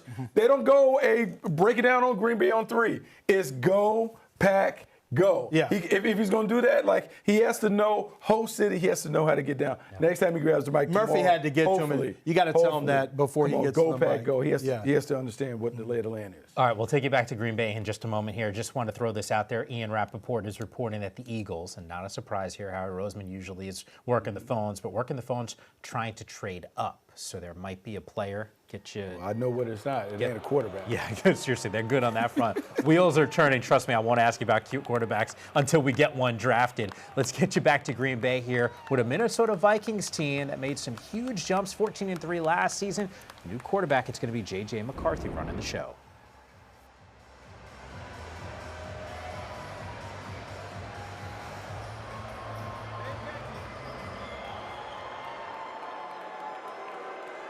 With the 24th pick in the 2025 NFL Draft, the Minnesota Vikings select Donovan Jackson, guard, Ohio State. That's why Houston traded out. Yep. Lance? It was a danger zone for Houston. The last of the guards went off the board, and now well, there's a has trade. It been announced? Yeah, look, it is out there. I'll just throw this. The Giants have traded back into the first round with Houston, so they'll move down. We will talk about that here in just a moment. But with Jackson specifically, I know he's a guy that you like. No, I like him a lot. I think he's a really good guard. He played tackle when Josh Simmons got hurt, and then the backup tackle got hurt. He switched from left guard to left tackle and held up very, very well. This is a heartbreaker for the Texans because this is a good football player right here, and I like what Minnesota did. He's got the ability to really help with zone scheme, and they run zone scheme. He's very good at getting the backside cutoffs. He can get in space and make blocks. I think he has the size and strength to be more downhill if you'd like him to do that, but that's not really Minnesota's thing. He's got that experience as a tackle, so you bring that, at guard, his natural position. He's going to be a better pass protector there. So this is really this is a good pick for them. And the Giants, it was going to be a race between the Giants and the Saints potentially to get up there.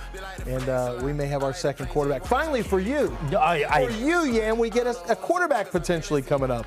I just happened to see, and we flashed it very quickly, Jackson Dart on a phone. Yeah. Look, that could have been a great ad. I'm just saying. Right? we tipped the pick.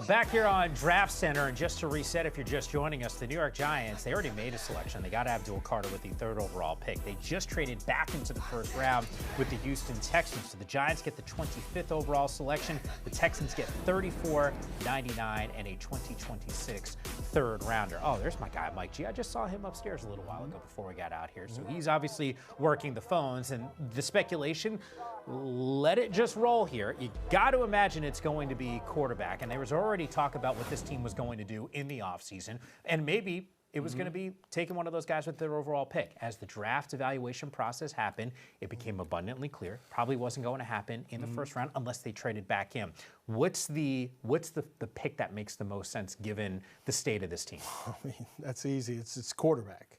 You're talking about the Giants? Yeah. Well, I mean, you grabbed Abdul Carter. You did the right thing. You take the best on the board. And it was a matter of time before the Saints or the Browns or the Giants came back into the 1st round and got a quarterback. It was just a question of who was going to be the quarterback. Was it going to be Shedeur Sanders or Jackson Dart? Or, a wild card like Tyler Shuck, I guess. It could have been not Milroe a quarterback either. like that. Yeah. Or Milroe. Okay. Or Milroe. But I think, Dart is the guy that I've heard that the Giants really liked, that Brian Daboll likes Dart. So this is not a huge shocker to me. It was a matter of which team would get up there first who really liked whatever quarterback the most. What are the traits that fit for either one of these guys, if it's Sanders or Jackson Dart, with what Brian Daboll and this offense wants to do? Okay, so the comparison to Jackson Dart has been Jalen Hurts. Well, Brian Daboll's most success has been with athletic quarterbacks. You look at Josh Allen, you look at what he did with Danny Dimes early with the Giants. So to me, they want to use the athleticism of a running quarterback to enhance what they already do on offense. So to me, Jackson Dart is a better fit than Shedeur Sanders because of those traits that he brings to the table. Yeah, I watched a whole lot of Ole Miss, and I watched a whole lot of Jackson Dart when he was at SC, and then obviously running Lane Kiffin's offense with Ole Miss. Video game type numbers when it's Lane, right? And sort of these explosive throws. That is also something we haven't seen from a Giants quarterback in a while, and we know that there's some good pieces at that wide receiver spot, namely Mr. Neighbors. Let's head to Green Bay and find out who it is.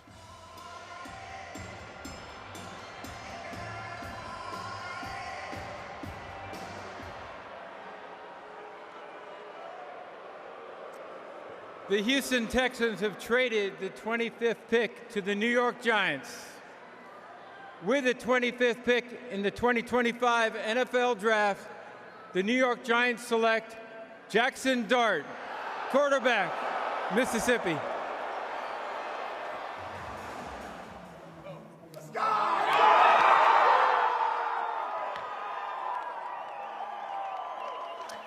You guys had said something in your observation of Cam Ward when we talked about him as the #1 overall pick. You said, and it wasn't necessarily about his physical gifts. You said there's a little bit of, and I would probably use maybe a word that's not appropriate for TV, so I won't go there, but he's got that like moxie maybe and can get fired up. Swag. You can say yeah, swag. I can say swag. Jackson Dart's got a whole lot of that. I saw a ton of that when I watched him. He does. He does. He got a bunch of swag, and if you've seen him, he's in the clothes, he's in all that. Like his swag comes out that way, but it also comes out on the field.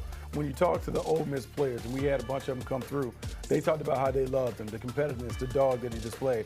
And I would say when you watch the tape, it's the athleticism, it's the big arm talent, and it's the big play hunting that he displays. This dude goes for the big plays. He goes for the juggler. And if you are a quarterback guru like a Brian Daboll, and you've had success with a Josh Allen type, he's not Josh Allen, but he gives you some of those Josh Allen vibes in terms of his athleticism, his playmaking ability.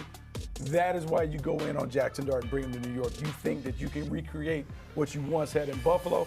And remember, Joe Shane and Brian Daboll saw what Josh Allen was able to do in Buffalo. That's why they may have gone for Jackson Dart over Shedeur Sanders or some of the other guys that were on the board. You know, I'm not going to run from it. I just, this is a player that I had as a third-round type player. My grade is more of a third round. Now, I expected him to potentially go in the first. I thought he could go in the second, although most quarterbacks tend to go either in the first or the third. Not a lot of second-round quarterbacks over the last 10 years, only 6. Jackson Dart, what concerns me is the weather won't be a factor for a little while. he's got to really work to push the ball. He does not have a natural arm. He can be a little inconsistent when it comes to throwing with anticipation, getting through reads. I think the Ole Miss offense really simplifies a lot for the quarterback, and I think it makes it easier for him. And these are all things that gave me pause when I'm watching tape. I'm like, but how does he project? How does this Ole Miss tape project to the pros? And I really struggled with it. Now, what I like about him, he's very tough. I think he has a lot of natural confidence and swagger, as both of you have alluded to. And he's a very accurate quarterback. When he has to dial up the throws, we saw this at Combine, he really has to put a lot into his throws when he wants to drive it. But he doesn't lose his accuracy. And sometimes a lot of players will. The footwork can get a little bit lazy on him, but he can make throws at tough arm angles. Bucky referenced that with the Josh Allen stuff. So there's things to really like here. I think he needs to be, you see that arm, it's just not a natural big arm when players are near his feet and he can't really sit and drive through the ball. There's not going to be a lot of zip on the ball. So I think he needs to be in an offense that allows him some play action. Take his shots down the field off of play action, and then play some ball control. And I don't know if that's kind of Dayball's MO or not, but I think he needs ball control with play action shots down the field. I don't think he's a guy that you want really trying to explore the second and third level just with arm talent. I don't think that's who he is. No, so the one thing that I would say is the job that Brian Daboll did with Danny Dimes should give us kind of like a sneak peek in what he could do with Jackson Dart. Remember, when Danny Dimes was the quarterback, like, they simplified some things. They utilized the running game, they utilized his legs to really maximize what they could do on offense. Jackson Dart has some traits that you can use in that vein. So even if it gets a little hairy for him making reads and those things, Daboll has shown an ability to take that talent and find a way to make it work for that offense. Okay, so we had waited for a trade to happen. We got one, and now we had a second one with the Giants, and now we have a third in the first round. Mike Garafolo working the phones. Here we go. The Falcons trade 46, 242. And a first rounder next year for the Rams pick at 26 here and 101. So the Atlanta Falcons clearly like a guy. Not exactly sure. They took Jalen Walker a little bit earlier with their first selection. We'll find out who it is right now.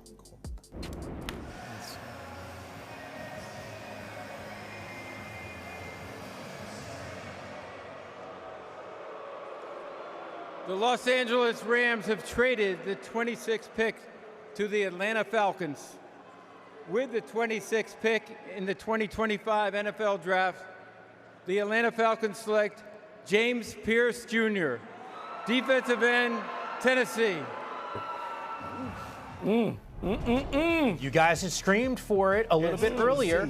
You said, hey, this team needs to figure out ways to get to the quarterback. We saw that addressed with their first pick at 50 with Jalen Walker, the defensive end out of Georgia. They doubled down. They like Pierce. And they said, you know what? We're not going to be in the back half of the NFL. 31st in sacks last season. Look, man, this is my second best edge player, outside linebacker, whatever you want to call him. I felt like he was one of the more natural pass rushers in the draft. You saw the first step quickness, the burst, the explosiveness, getting to the quarterback.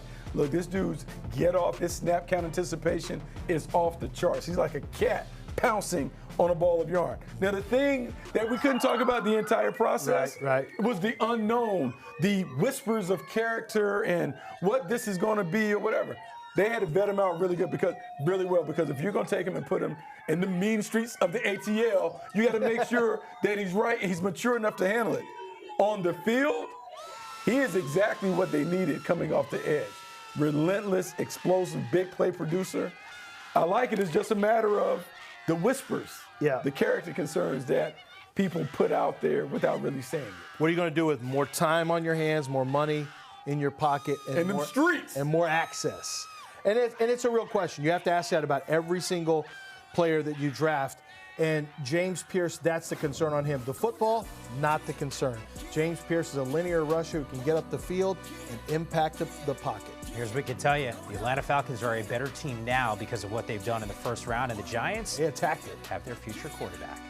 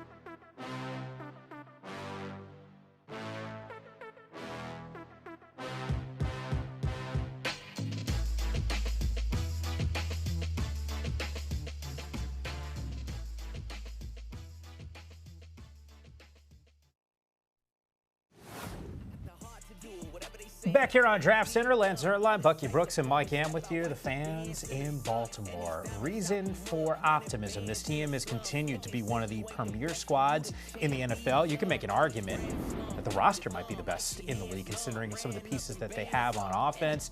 Time to get fired up, though, and trying to figure out who this selection is going to be. We've seen a flurry of moves, and just in case you're just joining us, the Giants and Falcons trading back into the first round with the last 2 picks. The Giants taking quarterback Jackson Dart, the Atlanta Falcons, James Pierce, the defensive end out of Tennessee.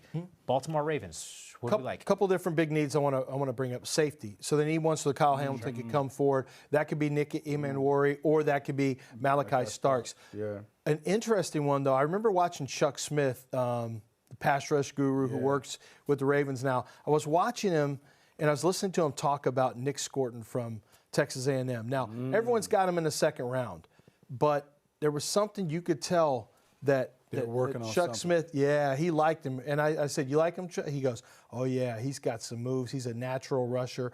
Donovan Izuruwaku, the pass rusher from Boston College, they need rush also. So these are some positions that you could be looking at right now for the I think it's going to be on the defensive side of the ball.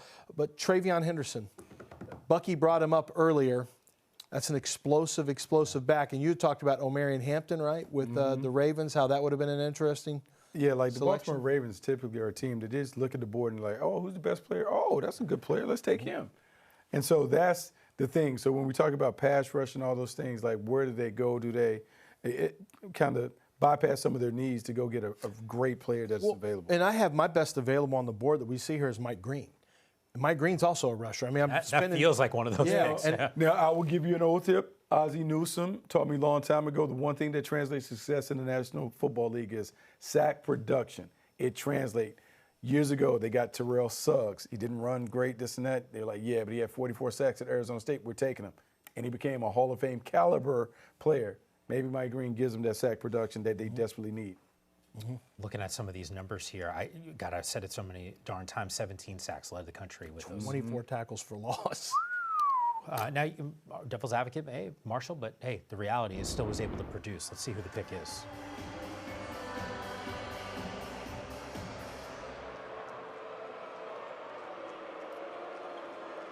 With the 27th pick in the 2025 NFL Draft, the Baltimore Ravens select Malachi Starks, defensive back, Georgia.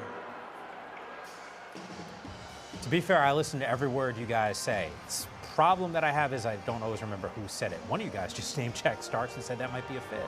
I brought him up just because, I mean, that's kind of the chalk here, at least for me in the mock. It was 2 teams, the Vikings and the Ravens, who really need safety. And when you think about what the Ravens are trying to do, Malachi Starks really fits. I mean, football character, SEC background and pedigree.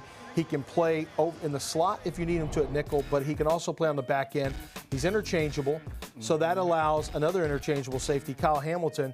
You know, he can play down or he can play back. He played well when he played back last year, Kyle Hamilton. It's nice to have 2 interchangeable safeties because it makes you more dangerous defensively, makes you more varied. But Malachi Starks, if you look at his 2024 tape, Bucky, you see a lot of him playing in the slot, and he's having to guard shiftier route runners. And you see right here, I mean, good ball skills, and that ability is certainly there. He is a really good run defender and tackler. He can get downhill and make tough tackles in space. But when you watch him in 2023, that's where he got to play more split safety. He got to play a more standard safety position, and the tape was even better in 2023. So I think Malachi Starks fits the personality profile of what the Ravens look for, but he also fits the X's and O's of the defense. One thing about the Baltimore Ravens, they love football players. And when we say that, that's the highest compliment you can give a football player. When you say, hey, he's a football playing Jesse. This is a guy, high IQ, versatile player. He is about his business when he plays in the back end. And I just have this vision of Malachi Starks and Kyle Hamilton just doing all these creative free snap disguises and making so many plays. And when we went through the process, the reason he was dropped a little bit when it came to Nick Emanwari is because he was a better athlete. But make no mistake, Starks was a high-level player. And when you dug in the tape, not just last year, but the previous years, he showed up early and often making plays. And a really remarkable story, because you guys are talking about the athletic nature. He was a 5-star kid coming out of high school, ranked as the #1 athlete in the country, and kind of a tough upbringing. You know, the Starks family homeless when Malachi was in 3rd through 6th grade, and yet still figured out some ways to be productive here and make something out of himself in a big way. Obviously was able to play at Georgia. In fact, his first career start picked off Bo Nix. I mean, this is a guy that certainly brings a ton to the table. And once again, it does feel like a really good fit from the Ravens' perspective. You know, it's that overcoming adversity. And sometimes that can be played up a little too much on TV networks, things like that. But I can tell you this, NFL teams, they don't mind when you've had adversity in your life and you've overcome it, because it shows that a guy like Malachi Starks, what's happening on the football field is not the end of the world for him. He's going to be able to get through that. He's been through difficult times in his life, and he's got the mental toughness to get through that. And that's why it's important when scouts start looking into the backgrounds of players and they find some difficult times and they find a player who's gotten past those and been able to overcome adversity, because not everyone is tested, and you don't know how you're going to do when you're tested with adversity. And there's plenty of drafted players who come in and haven't faced a lot of adversity, and there's football adversity, there's personal adversity. Malachi Starks has seen both, and he's come out on the other side with flying colors. That's one of the reasons why I think he makes a lot of sense as a Raven, because it's that mental toughness that's dialed into the Ravens players. You know, Bucky, you did this as a scout, and I know you know pretty much everyone in the NFL. I'm thinking about the end of this first round. The Baltimore Ravens and now the Detroit Lions, who are on the clock. 2 teams on the short list, I feel like the last couple seasons, to get to a Super Bowl. Rosters are intact in terms of healthy. They're as good as anyone in the league. How does that change if you're in the front office, how you handle the first round when you know you're so close? Like, how do you balance long-term versus, the window for an NFL team to have a run is not exactly long? What I love about Brad Holmes is he's very transparent about how they go about their process. And he said, we don't worry about needs, we worry about getting good players. And when you get good players, you can't go wrong. It's one of the things that Hall of Fame executive Ron Wolf used to always talk about. You can never have too many good players. If you have a surplus, you now can trade off things to get some of your needs addressed. Brad Holmes and the Detroit Lions are going to sit at the board. They're going to look and they'll be like, man, we just need another good player. Who is a blue chip player that has been kind of underrated that we now can take? And it has worked well for them. They took players that we sat here on the desk and were like, why would they take a Jack Campbell? Why would they take a Jahmyr Gibbs? Yeah. And those players have turned out to be I hated really that draft, for 'em. and that's the kind of idiot I was that year. I remember sitting next to you, and you weren't. Jahmyr Gibbs, I was okay. It seemed early, but I liked the player. The Jack Campbell thing might have made him lose his top. Jack Campbell, I was like, Jack Campbell, Sam Laporta. They were like a few plays from the Super Bowl. You know what I mean? Dare I ask we all miss. You got to live with it, you know? Dare I ask who you like here? But I do think about one glaring. I like Mike Green, but I don't know if they're going Mike Green. Which actually makes a whole lot of sense, because the one thing that I think of when Hutchinson goes down, there was a lack of production from that defensive line. Is it clear for you, Buck? Lance just told me it's Mike Green. Do you like I like him, man. I just like him. I think anytime you can get someone to get after the pass, it works for you. Okay, let's take you to Green Bay and find out exactly who the Detroit Lions are going to take, and certainly some major changes for that organization. Remember, both coordinators no longer there.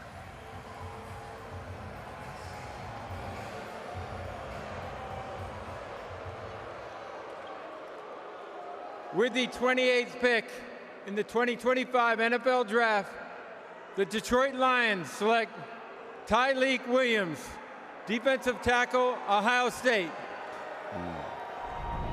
I got a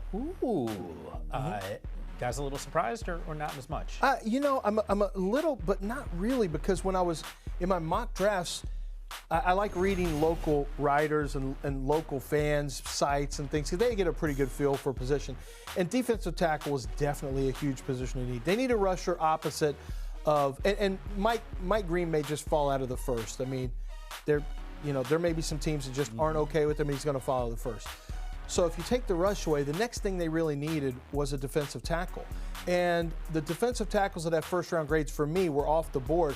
But Tyleik Williams was one of those names that kind of popped up because, you know, if you want one, he's going to go early in the second if you don't take him in the first. And Buffalo Bills need a strong defensive tackle too. That was the spot. So you kind of have to get it. You can't wait or they're going to get you. If you try to trade out, the Bills are going to take Tylee. And quietly, 11.5 sacks at that position, that frame, 330 pounds. Like, I mean, come on now, what are we talking about? We're talking about someone that is big, that can hold his own. And remember, they will get Aleem Mitchell back. And so when you have Aleem McNeil back to go with Hutchinson, this defensive line looks a lot different just with those guys kind of coming together. You know, a couple seasons ago, I watched the Philadelphia Eagles make this epic run. They don't get to a Super Bowl victory, but they did have success and lost both their coordinators. Then there was a step back for that organization. The Lions, how do they avoid that? I don't know if you can avoid it because it's so competitive, but they're going to be right in the mix because the talent on the roster is too good. Yeah, and maybe Williams is a guy that will certainly help a defensive line that did have some issues and needed some depth at that spot. A year ago at this time, the Washington Commanders, their fortunes as a franchise changed because of their quarterback in Jaden Daniels. Their move and their decisions next on Draft Center.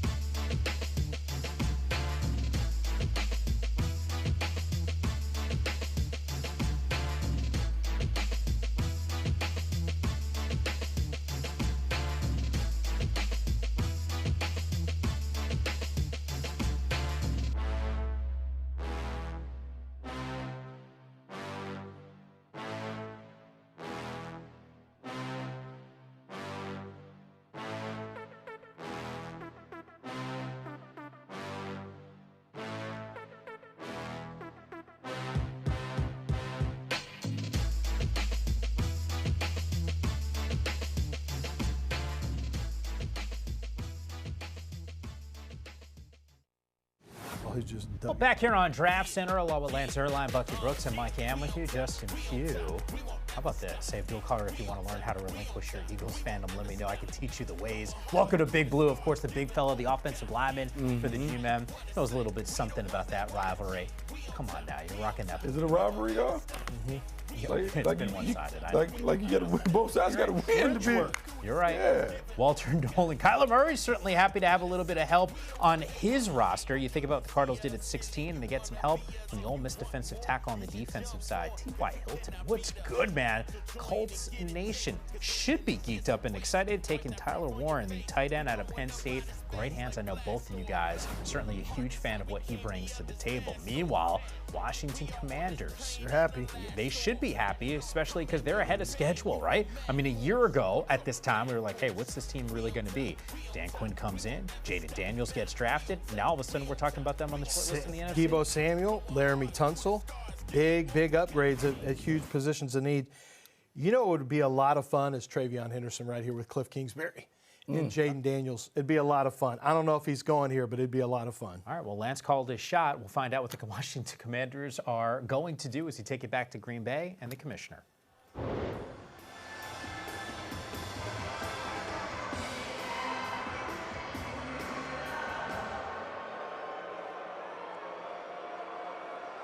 With the 29th pick in the 2025 NFL Draft, the Washington Commanders select Josh Conerly, Jr., tackle, Oregon.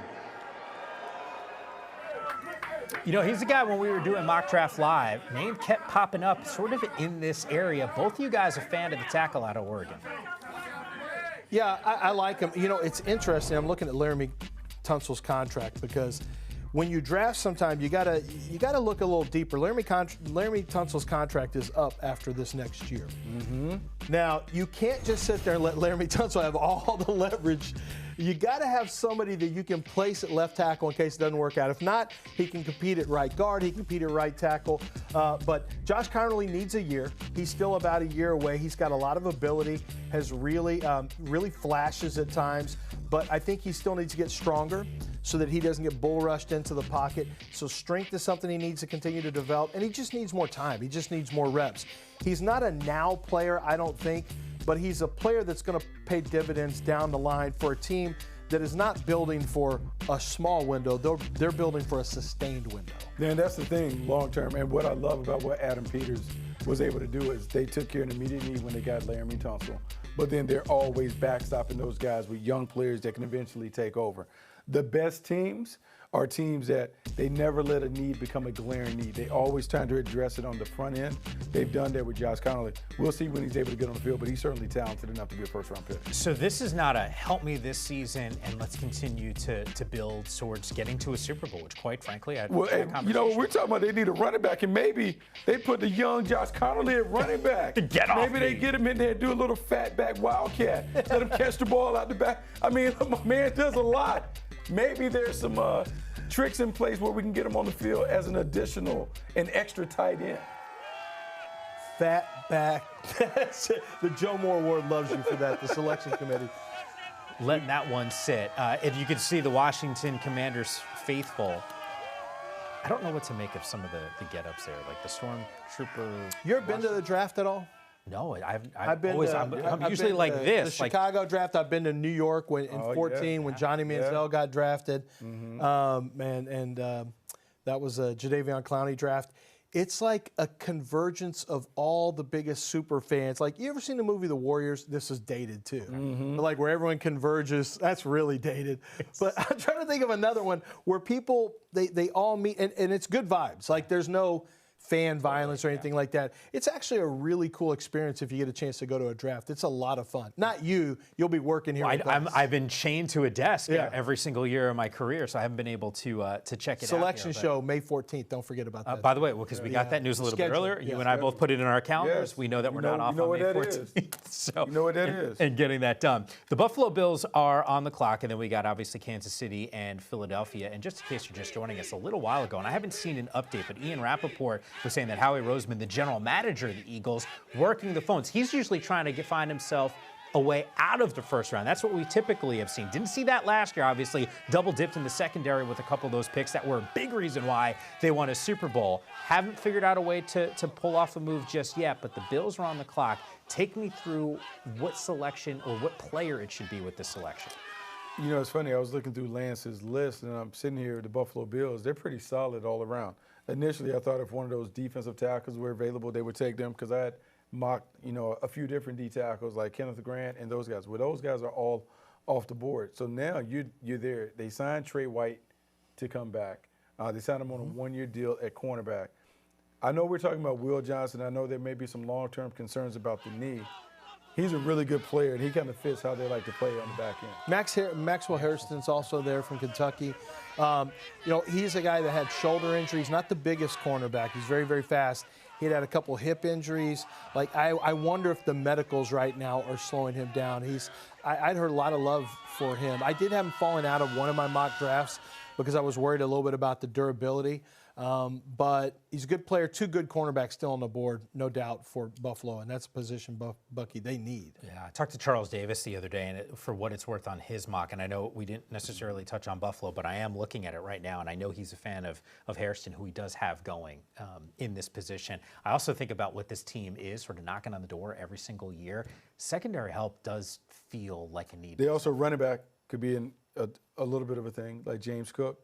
they're trying to figure out that deal, and he wants to get paid and all that other stuff. Like sometimes it always comes. Yeah, you got to think about that. And you've been telling me, hey, the deep class, maybe there's a selection here. So running back certainly comes to mind. Corner, and according to NFL.com, you can throw a defensive line and wide receiver into the mix. Who's the pick?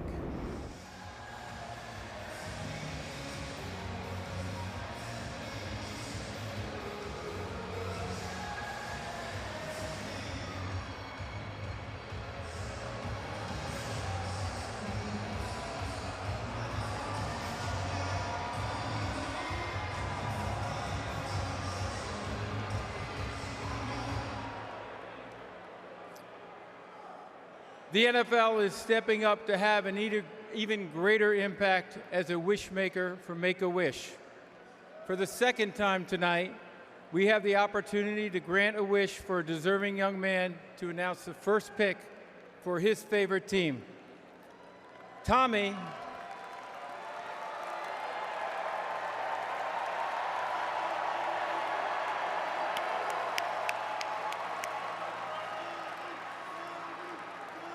Tommy is a 16-year-old living with a neuromuscular disorder, is a huge Buffalo Bills fan, and he's here with me to make the announcement for his beloved Bills. Go ahead, Tommy.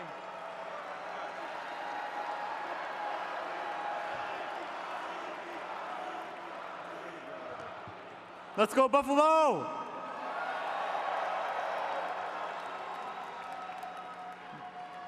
With the 30th pick in the 2025 NFL Draft, the Buffalo Bills select Maxwell Harrison. Let's go! Let's go is right. We told you, hey, corner might be the position of need. We said Harrison could be the guy, and sure enough, it is the player out of Kentucky. Missed a couple games this past season. In fact, 5 because of a shoulder injury. Not necessarily an issue, according to the Buffalo Bills, who once again find a young corner that can certainly help their cause, especially when you think about some of the firepower in the AFC on your path to get to a Super Bowl. Go ahead, Lance. Well, slender outside corner. He's got long arms. He's got tremendous speed. He can pedal and change direction really, really easily. He really digests route combinations as well. Had a nice Senior Bowl. It's one of the things that stood out about him is when he started to move up the boards, but really tested extremely well. Ran a sub 4.3, ran in a 4.2s at the combine, jumped high, almost 40-inch vertical leap, long, broad jump. And then the closing speed, anytime, defensive backs coaches, I don't have to tell you this, Bucky, they love makeup speed. They love guys that can cover ground if they get beaten, make up speed. Now you add long arms into the equation as well. You got a fast guy with long arms. It's tough to throw over those guys. It's tough to beat those guys deep. Man, we talk about, again, I wrote in my notes, explosive, cover corner, great eyes, vision and break corner. Sean McDermott is one of these coaches that likes to play a little man, a little zone. He wants guys that have versatile technique. I love the fact that Tre'Davious White goes back there. He gives him a natural mentor to work with. This dude is fast and explosive. The long arms really matter. He's a nice fit in Buffalo. They have done a really good job with defensive backs in the past. He has great instincts and awareness to play zone. Injuries, that shoulder thing is a concern because he missed games. But man, just a really solid player. And the thing about Buffalo, they get guys that really fit their culture. They're kind of like this selfless, team-first program where you don't see a lot of ego and a lot of stuff. He matches. He falls right in line with what they have built in their locker room. 3 interceptions for touchdowns in his career also is kind of an important stat because when he makes that play, he can flip. You flip the field, that's one thing. You flip it and turn it into 6. That's major. 4th straight year, a team with the reigning MVP has selected a corner in the first round. Just a weird. That's an interesting stat kind of brought for us there. I'm just looking at the numbers here, and Eric Stokes in 2022, Trent McDuffie in 23, Nate Wiggins in 24, and here we go with Harrison. Tom Pelissero, welcome to the draft party. Kansas City trading 31 in exchange for 32 and a 5th rounder. Been telling you for the last hour or so, Howie Roseman been trying to move up. There's clearly a guy that they like. Who that player is, we will find out. That's coming up next. It's Draft Center.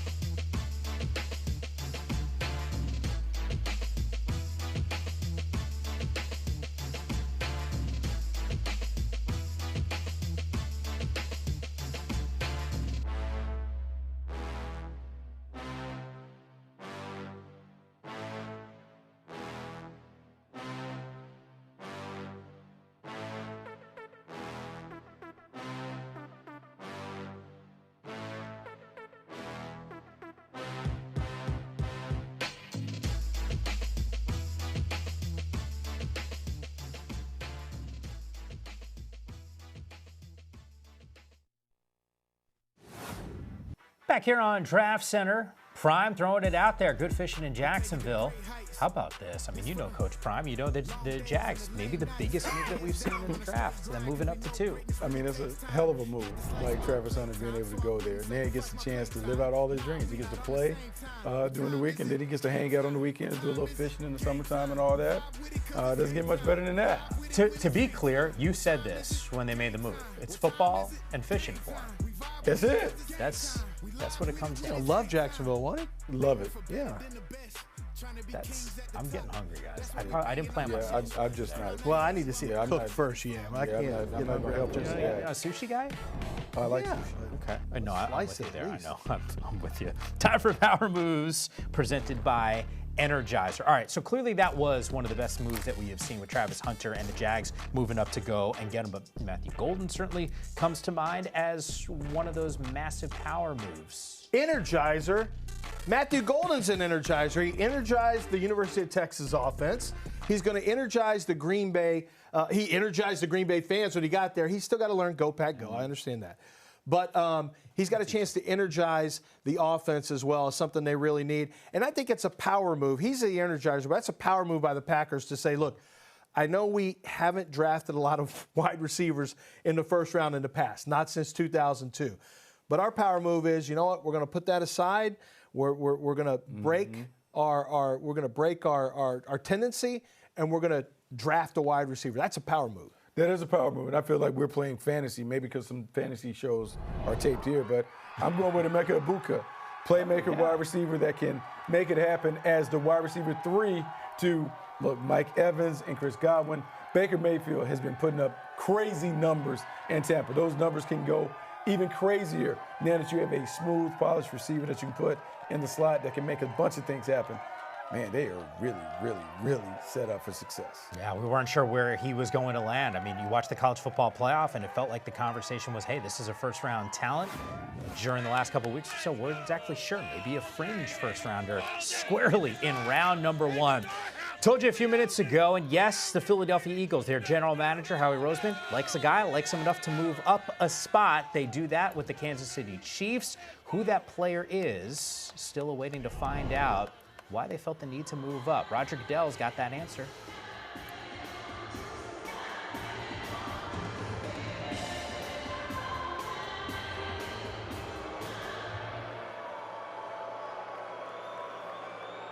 The Kansas City Chiefs have traded the 31st pick to the Philadelphia Eagles.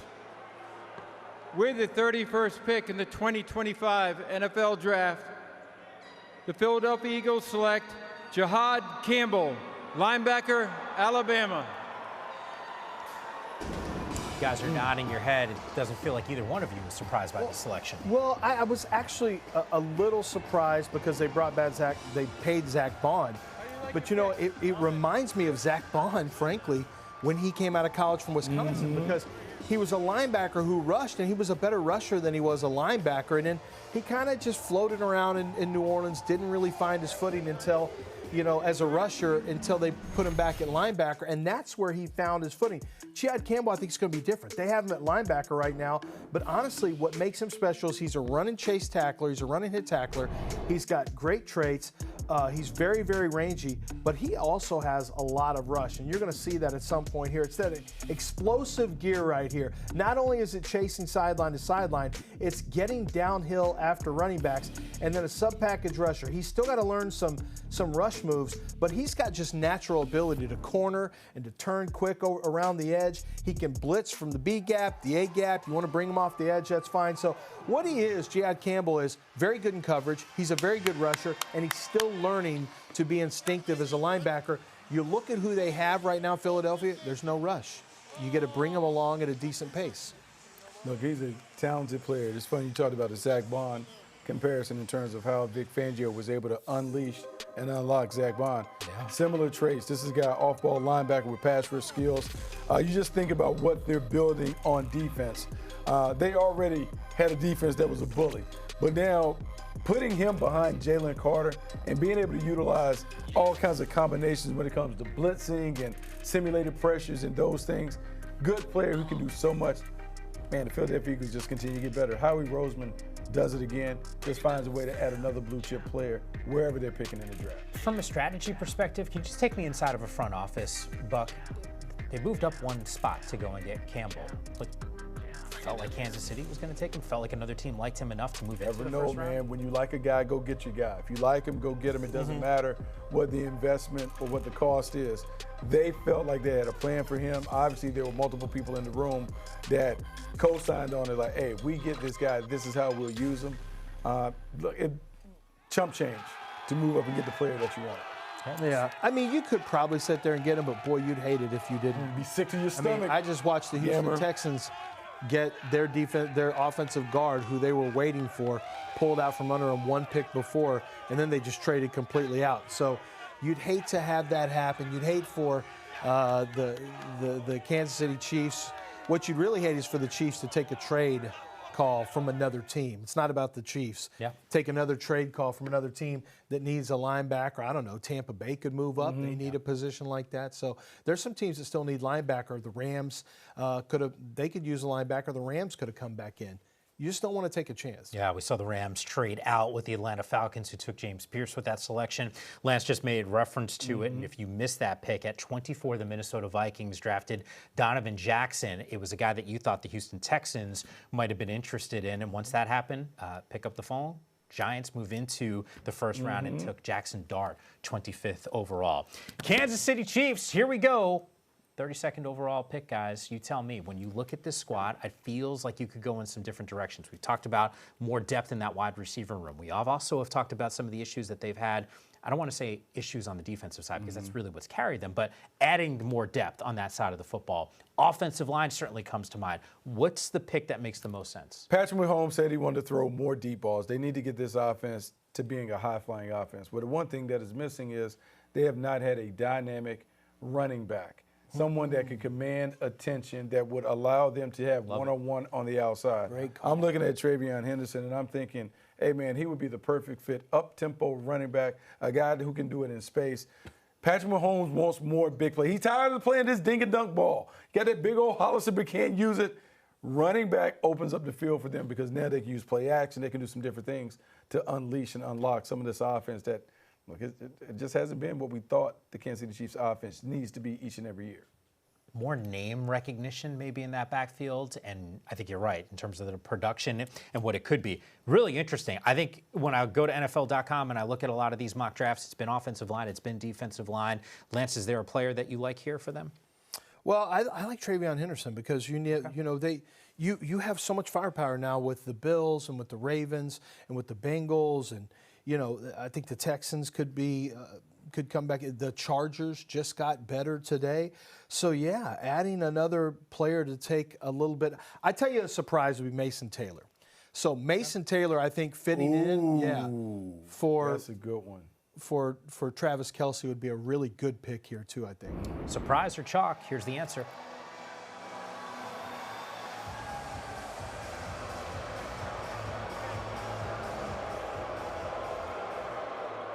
With the 32nd pick in the 2025 NFL Draft, the Kansas City Chiefs select Josh Simmons, tackle, Ohio State. My Lord, the mocks had this one on NFL.com. A slew of them had Simmons here. I just forgot about Josh Simmons, so I had my mock drafts for the last whatever. So you got to be, there's a knee question with Josh Simmons. He's coming back from the patellar tear. There's been whispers of maybe, he's got to mature, whatever the case may be. I can tell you this. When you watch him on tape, he's the most talented, the most purely gifted tackle in the draft. He's got great body type. He's got the long arms. There's holes with all the other tackles have some holes. Josh Simmons doesn't really have a lot of holes, to be honest with you. He's got a smooth pass set. He's got long arms. He's extremely athletic. He's got the body type. This is Kansas City getting a discount on a top 10 caliber pick is what it is. But it comes with some risk. It comes with some risk, but I just think about the Kansas City Chiefs being able to get the guy who, let's be honest, from a talent standpoint, he's the most talented offensive tackle in the class. Like, he would be the #1 guy if he didn't have the injury and those things. You talk about the immaturity and those things, but what he brings to the table and how it can be developed, it would arguably be like the most talented left tackle that Andy Reid has had an opportunity to work with since he's been in Kansas City. Like, that's what we're talking about. We're talking about a high-end performer. If it goes right for them, you talk about being able to secure Pat Mahomes' blindside for the long time. Feels like a big swing, but at the same time, maybe the Kansas City Chiefs feel like they can do that just based off of their history, having won 5. The Swifties can do whatever they want to do.